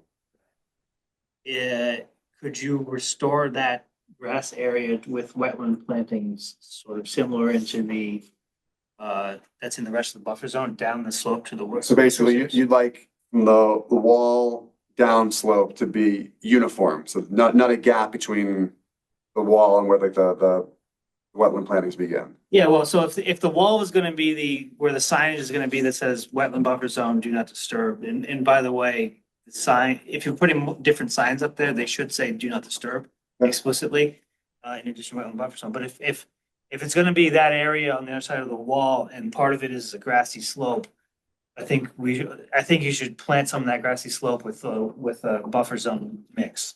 Okay. Or something, so that it sort of returns to the functions of the buffer zone as the rest of it that's around.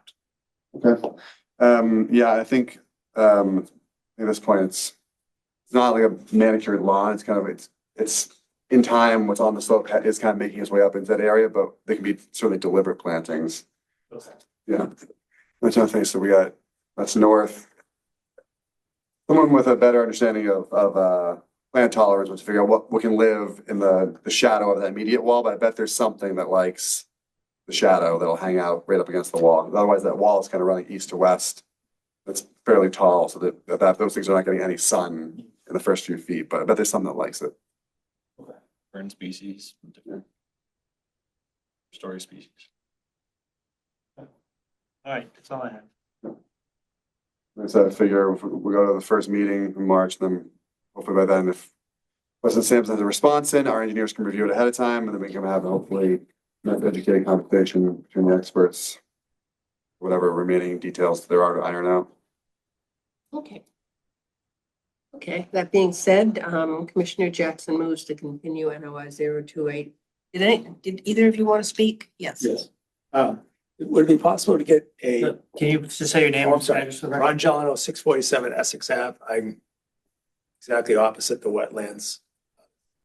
Bill was speaking of. Would it be possible to pull up a plan of the wetlands and the road back to our driveway? Yeah. Thank you, Joe. It's an easy night, Joe.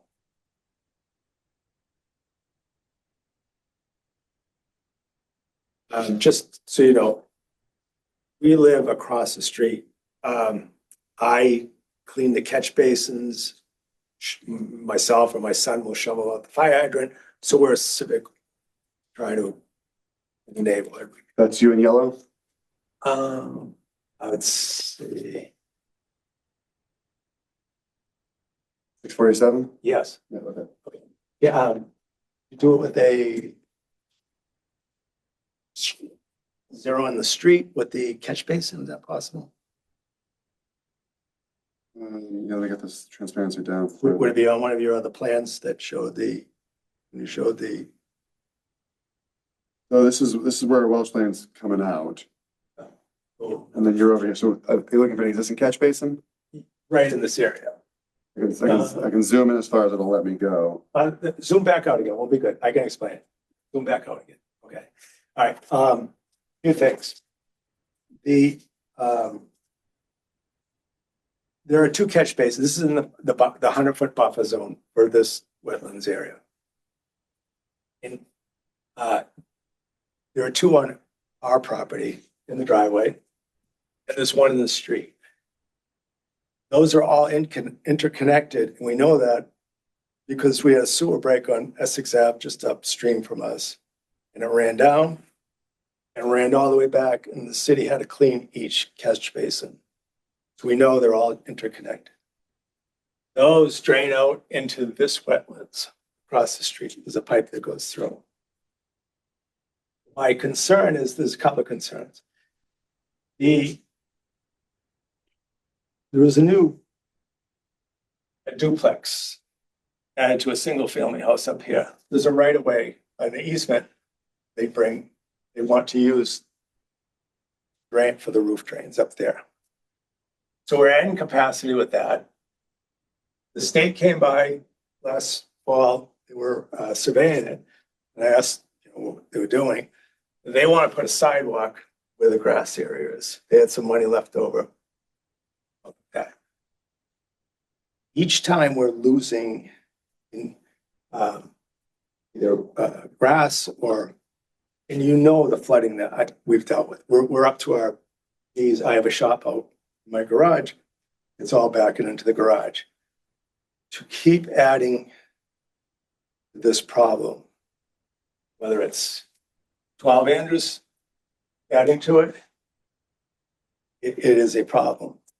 The gentleman that drew up the plan to drain this was the one that designed the rain gardens up here for that project. We're right in the middle of the two. What we're trying to do is to minimize the damage. That house is from the 1700s. We're caretakers. We're responsible for making sure that house is kept in good condition. What I'm asking is, I think that this one here is a problem of just adding capacity. It's going into the buffer zone, which is empty into here. That should have been addressed at some point, and it wasn't.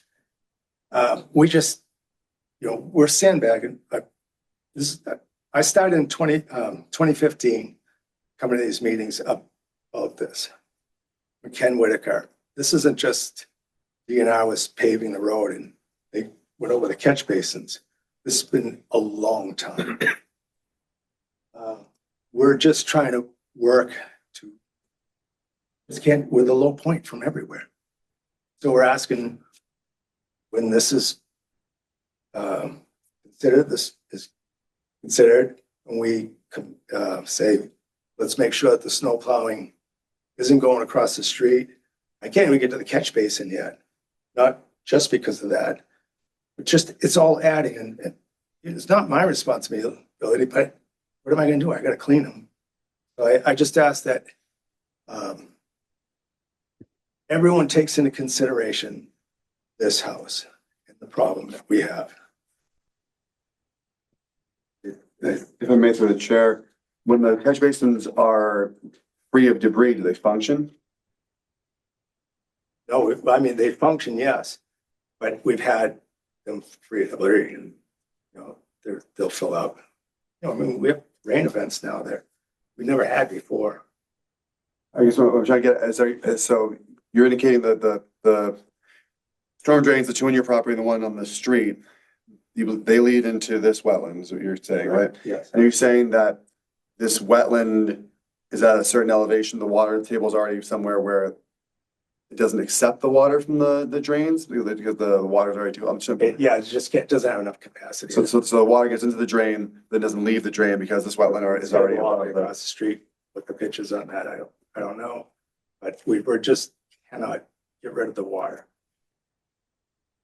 And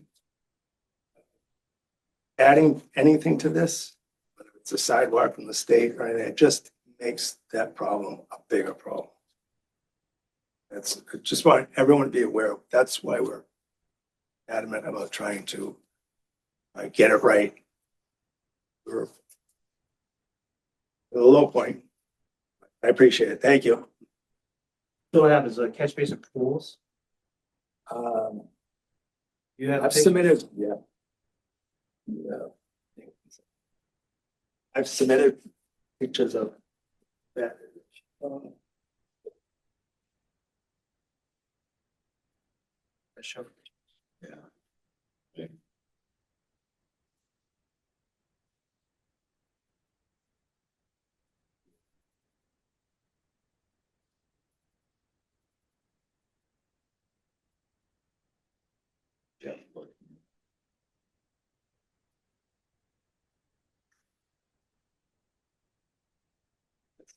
That one's dated. So there's a video I have, it's a side yard. And it runs up the side of our house and that's the water just pouring down from Anders.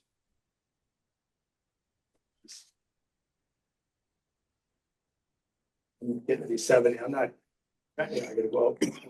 Something happens, that's in my garage. Inside my shop. Those are heavy.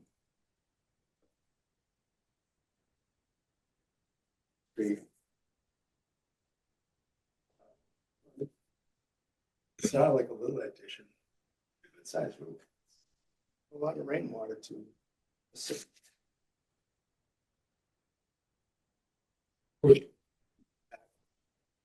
you, sir. Thank you. Well, I don't know how much we can do because it's off of this project that's being proposed. And I mean, Joel's that a stormwater report that. Yeah, I'm just looking at the pre and post right now. And there is you also the standard that you cannot be discharging, there can be post development, an increase, and there is no increase. Even the 100-year storm is its closest. The 100-year storm runoff volume is still going down from 19.21 cubic feet per second to 15.2. So, the wetland and the drainage structures you're looking at are solely going to cover the improved Welch Lane, the cul-de-sac. So those will have storm drains, and that's what is going into this detention pond, this infiltrator rather, that again, in major storm events may spill out into. The idea is to actually infiltrate through the ground and in most normal storm events. And all the lots, although they're outside the jurisdiction of the Conservation Commission, I can just, explain that all the lots are going to infiltrate on site. So the lots are not going to tie into this system. The system is set for the road. The catch basins run all the way down. The last two are actually right at the apron where will be the improved Welch Lane hits Essex Avenue. There's two at either corner. And those are at an elevation sufficiently high. They will be able to drain down through what we saw on up by the roadway into the wetland. Because they're obviously below the stormwater management system up top. But the houses that get constructed, if this is approved, will not contribute to, will not be draining into either the stormwater management system we've been permitting or directly at the wetland itself. They'll all infiltrate on site per lot.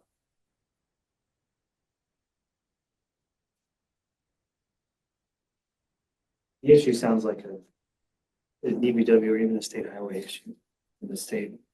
133 layout, so that'd be a state highway issue. Or if it's an undersized catch basin. Yes. But it dumps into. What I'm saying is we're increasing the capacity without any engineering to know that. We already know it's not big enough. I know that's another fight of why we would have rain gardens for every other duplex on Andrews Court. I get that, but still, as of right now, they're planning to send that in. I just want everyone to know we're dealing with a lot of rain. Our house is connected to that system. That original house was connected to the system. Now the duplex is connected to the system. A lot of rainwater has to go through that. Out there. I wasn't the owner when it was proposed. I tried to talk to the engineer that did it, and he hung up the phone. I'm not even sure he had his stamp, but anyways, that's beside it. So I'm just trying to, everyone aware, we're trying to find a way that 1700s house is still there when we're gone. Thank you. Okay, Contacted your state rep. No, that was between, That, we're between state reps at the moment, but. Yeah, we are. oh, that's right, yeah. Bruce Tar. Bruce Tar. No, seriously, that may be something, may be able to find an avenue. Yeah, I think it's closer than that, but I appreciate that.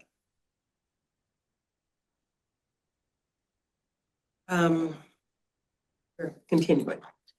Okay, Commissioner Jackson moves to continue NOI 0283036 at 3, 6, and 7 Welsh Lane and R Woodland Street to the Conservation Commission meeting of March 4th, 2026. Commissioner Cook seconds. Roll call, member Cook. Yes. Bridget? He's Oh, recused. sorry. Member Vasiri? yes. Member Jackson? Yes.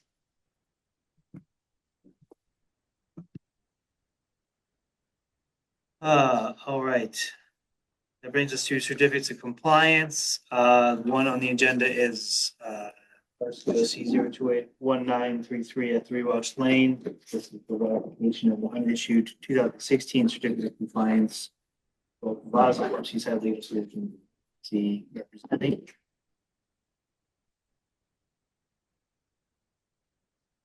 There's my comments about the retaining wall and the extra plantings, I think kind of probably pertain to the certificate of compliance as well. The signage point, I want to also make signs, if you're putting new signs up, that they say do not disturb, not just wetland buffer zone. I think the issue that, as Chuck was saying, the way I see it is that the actual work went beyond what was approved in the order of conditions. I see it as a question of whether this qualifies as substantial compliance, although that ship might have sailed since it was already voted on in 2016. So I don't know how we want to address that. How many signs do you have up? One. I was out there, I only saw one. The other post had a darker area where there was a sign, but there's no sign on it. There's supposed to be two. Sounds like what? Sounds like I might find one. But you're taking these out and Maybe, yeah, replacing them, right? yes, but we're trying to, because this open, quote unquote, open order that, I'm saying it's been closed since 2016, which is not the paperwork for it. Yeah. We're just trying to get that buttoned up. And yeah, the idea, what we're proposing, the hearing just closed, is to, redo that on a new wall, Yeah. right? And so I imagine that if an order of conditions is granted for the upcoming project, it's gonna supersede this that you're signing off on now.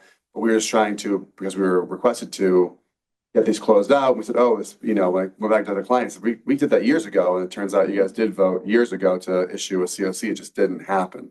So again, with all due respect to this current commission, if you're concerned about where the 2008 order allowed work to go to and where the 2016 as-built showed it, in 2016, the commission had jurisdiction, and in its jurisdiction said, yes, this is acceptable, and approved it.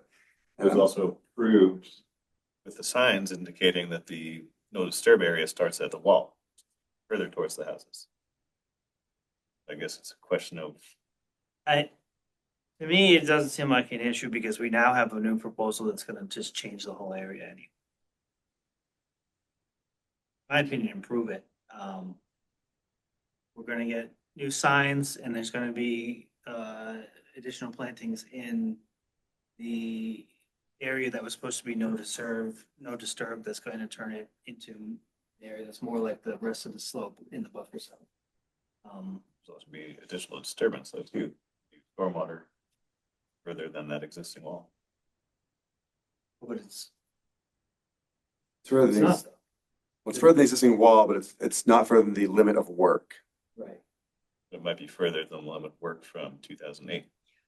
My head is spinning. How far is the wall moving? I don't know the answer. I don't know the answer. I can scale it up. Give me one more second, pull it back up.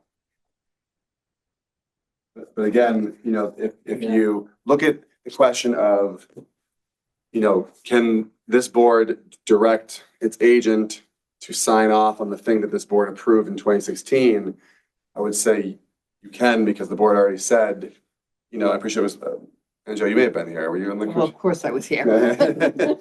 So she liked it back then. 46 feet. What's this point? What's that? That's the, yeah. I think it's about 13 feet closer.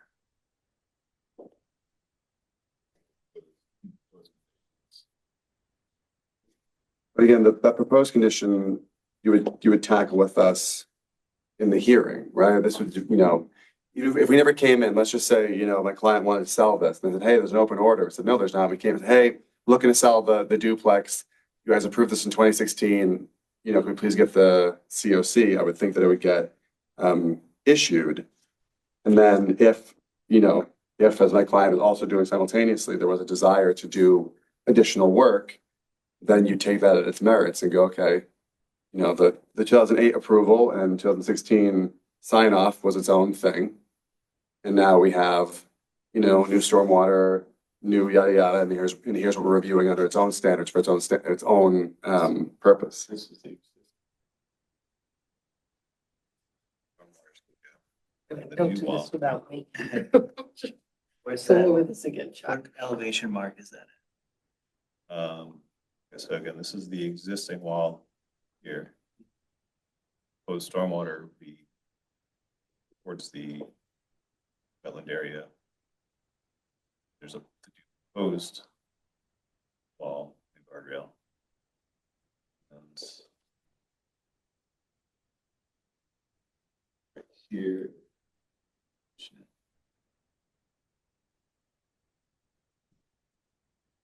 That line is that.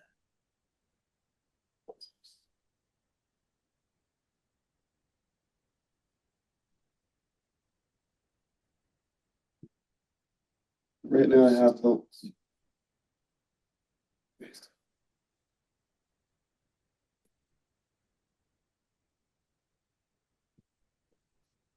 Closer to 64. This limit of work. Food plan. The limit of work. That was in 2008. 2008. Happened in 16. 2016 was the certificate of compliance. It shows the work further down. Dips down below elevation 60. Down into 58. Just answer Elevation 60 is here. Commissioner Materi's question using the scale measurement. So I have between the 2016 as-built, you know, 2008 approval, I figure, between that, the current wall is between 11, 23 that's furthest on the side, that's 20, and the proposed wall, the new wall that we constructed, would be, you know, where right now it's 21, come down to 9.8, so, you know, that's almost 22 to almost 10. Fairly close to the line right here. You do measurements on here? Okay. Measurement from the new wall down to that wetland flag point there. Which slide do you want? I believe 8 or corner right next to the 54. That's okay. Right here. With this little guy? Yep. Joel. Come on, Joel. Let's get Mike and then some.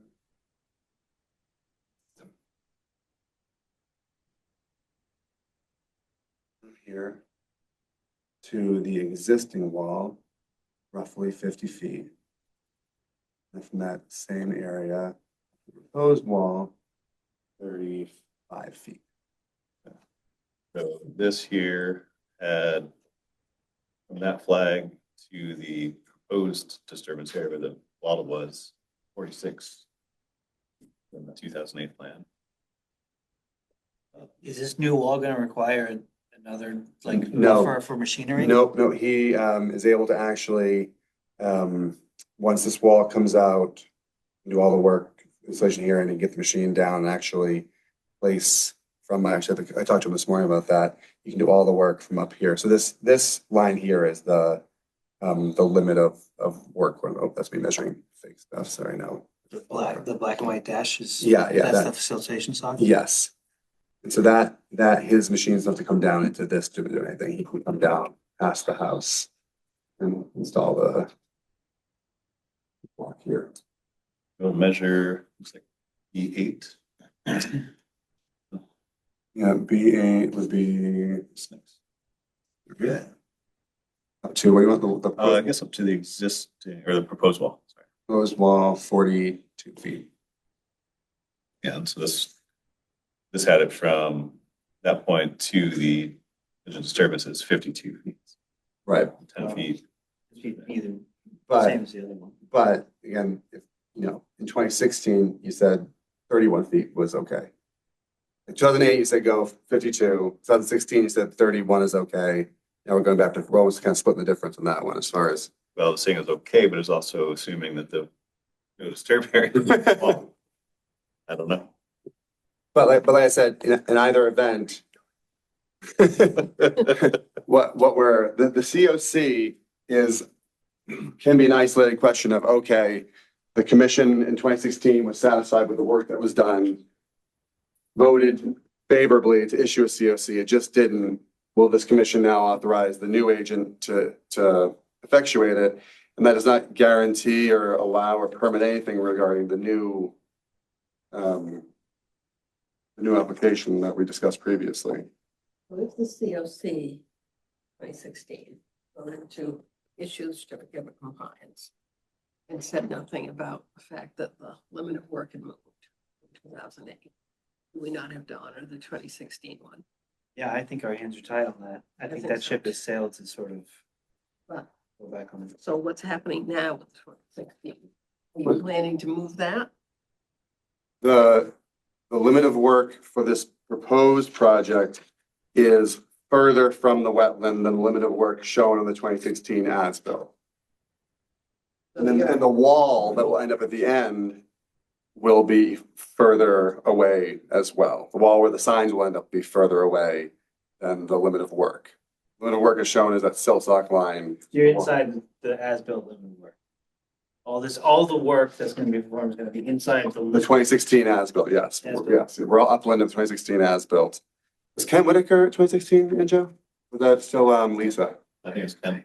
And Yeah. so again, this is, and I'm not saying this would happen, but it would not surprise me if there was a phone call made to the conservation office saying, hey, I gotta come down a little further. I'm gonna jog the silt sock. Is that all right? And Ken said, yeah, yeah, right.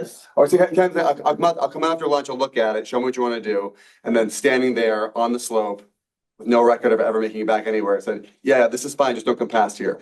And then, got in his car and drove back to the office, right? I'm not saying that is what happened, but it would not surprise me if that is what, something similar, and as to why there is a discrepancy between what was permitted in 08 and what was okayed by the commission in 16 on the as-built. It may have been Ken sitting where Chuck is now saying, oh, actually, I remember this. They needed to move this down to get the grades to work. I said it was fine, and the commission go, okay. Ken said it was fine. We're okay with it. Okay, do you agree with the fact that we need to honor the 2016? Well, I mean, if that's the case, do you also honor showing that the no disturb line is at the wall? That's shown on the 2016 as well. Okay, The Well, the condition says.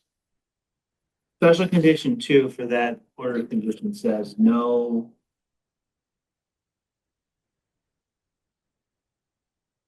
The remaining area on the slot between the limits of work and the edge of resource area is a designated no disturb zone under this decision. The fact that the no disturb signs were put back from the actual limits of work, I don't think should control on, I don't think it changes what the condition itself says. The condition says limits of work and edge of resource area. Read that again. The remaining area on this lot between the limits of work and the edge of resource area is a designated no disturb zone. So if the limit of work got moved from the order of conditions to the certificate of compliance, and you read that, the language of that condition doesn't change, it's still from the limit of work, it's the limit of work is edge of location. And the fact that the signs are on the wall doesn't make the location of the signs be the determining factor. This special condition says the limit of work, not locations of the signs on the wall. I'm just wondering why signs would have been put on the wall instead of where the water was.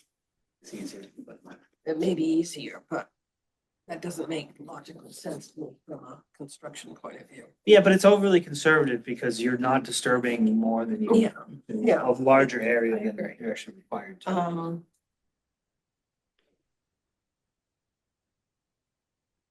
I think Peter's right. I think we probably have to honor the 2016.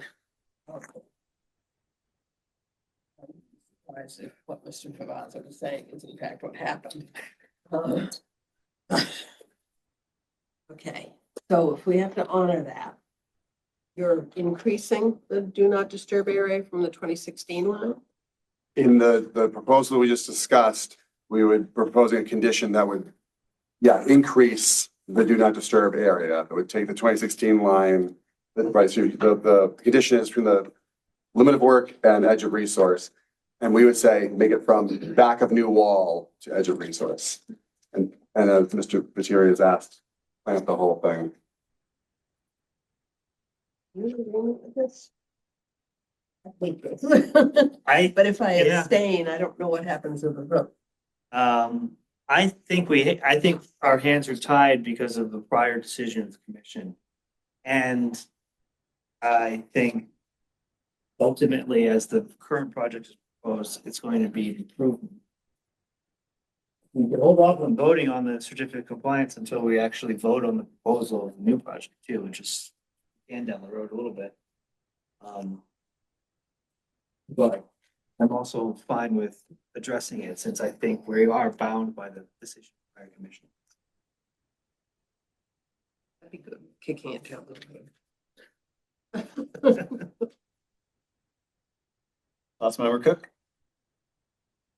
I think I'm going to agree with Peter. I think we're bound by a prior decision.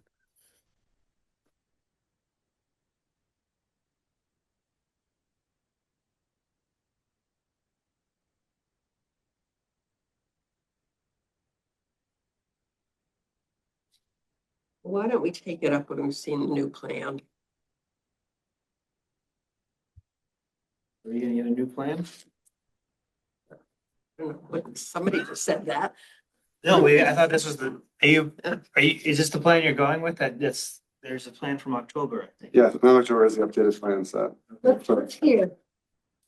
Let's kick it off. Let's hear what Weston and Sampson say. Let's get the whole picture.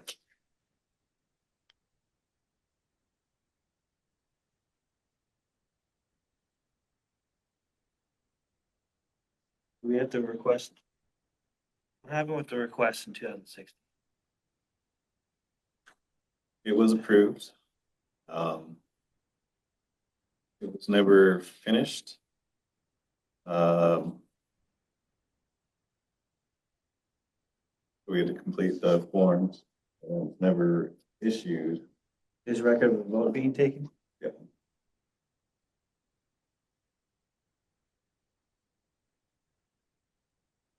I don't know what Weston Sampson is gonna say. It's gonna change that fact that vote. I guess we can review the minutes from the meeting and see if there's anything there. Mine's one way or another.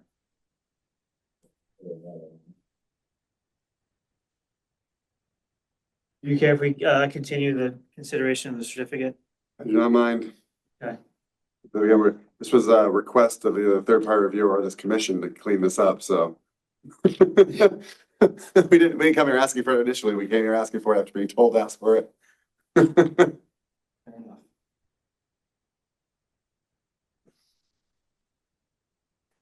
I don't think we need to vote on. Okay.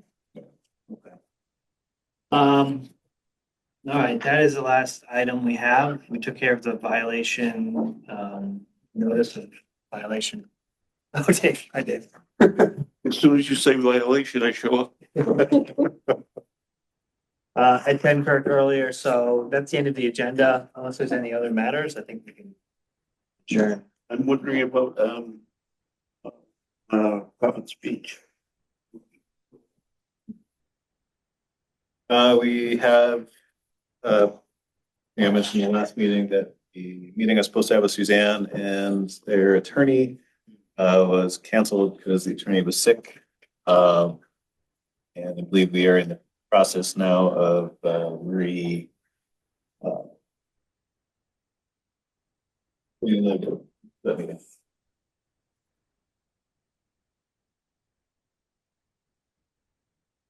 I will reach out to Suzanne tomorrow. Through that is. Just as a recap, I think we talked to, about that, we weren't getting any responses. And, so we threatened potentially penalties. And the attorney said he didn't get back to us in the middle of January. And we're getting close to the middle of February. He discussing maybe penalties? Wishes. Maybe think about it for the next meeting? Maybe think about it for the next meeting and see if the meeting with any progress is made from there. I get a feeling like checks in the mail type of, Yeah. you know. Yeah. Maybe they're pushing off. Do you have, he didn't know further communication about when that's gonna happen? No, Suzanne had reached out to Mr. Nyland end of last week, I believe. And yeah, no date was set at that. All right. Maybe ask Suzanne if she'll reach out again. Yeah. Firm up something before the next meeting. Yes, because he was present at another site visit with DEP, so I know he's able to take meetings. He's only sick for regretting certain things. Okay. Move to adjourn. Second, We'll call Member Cook, yes. Sergeant, Yes. Briliadis, Yes. Siri, Yes. and Member Jackson. Yes. Everyone. Night, everyone. How you doing? And Bill. We do, yeah.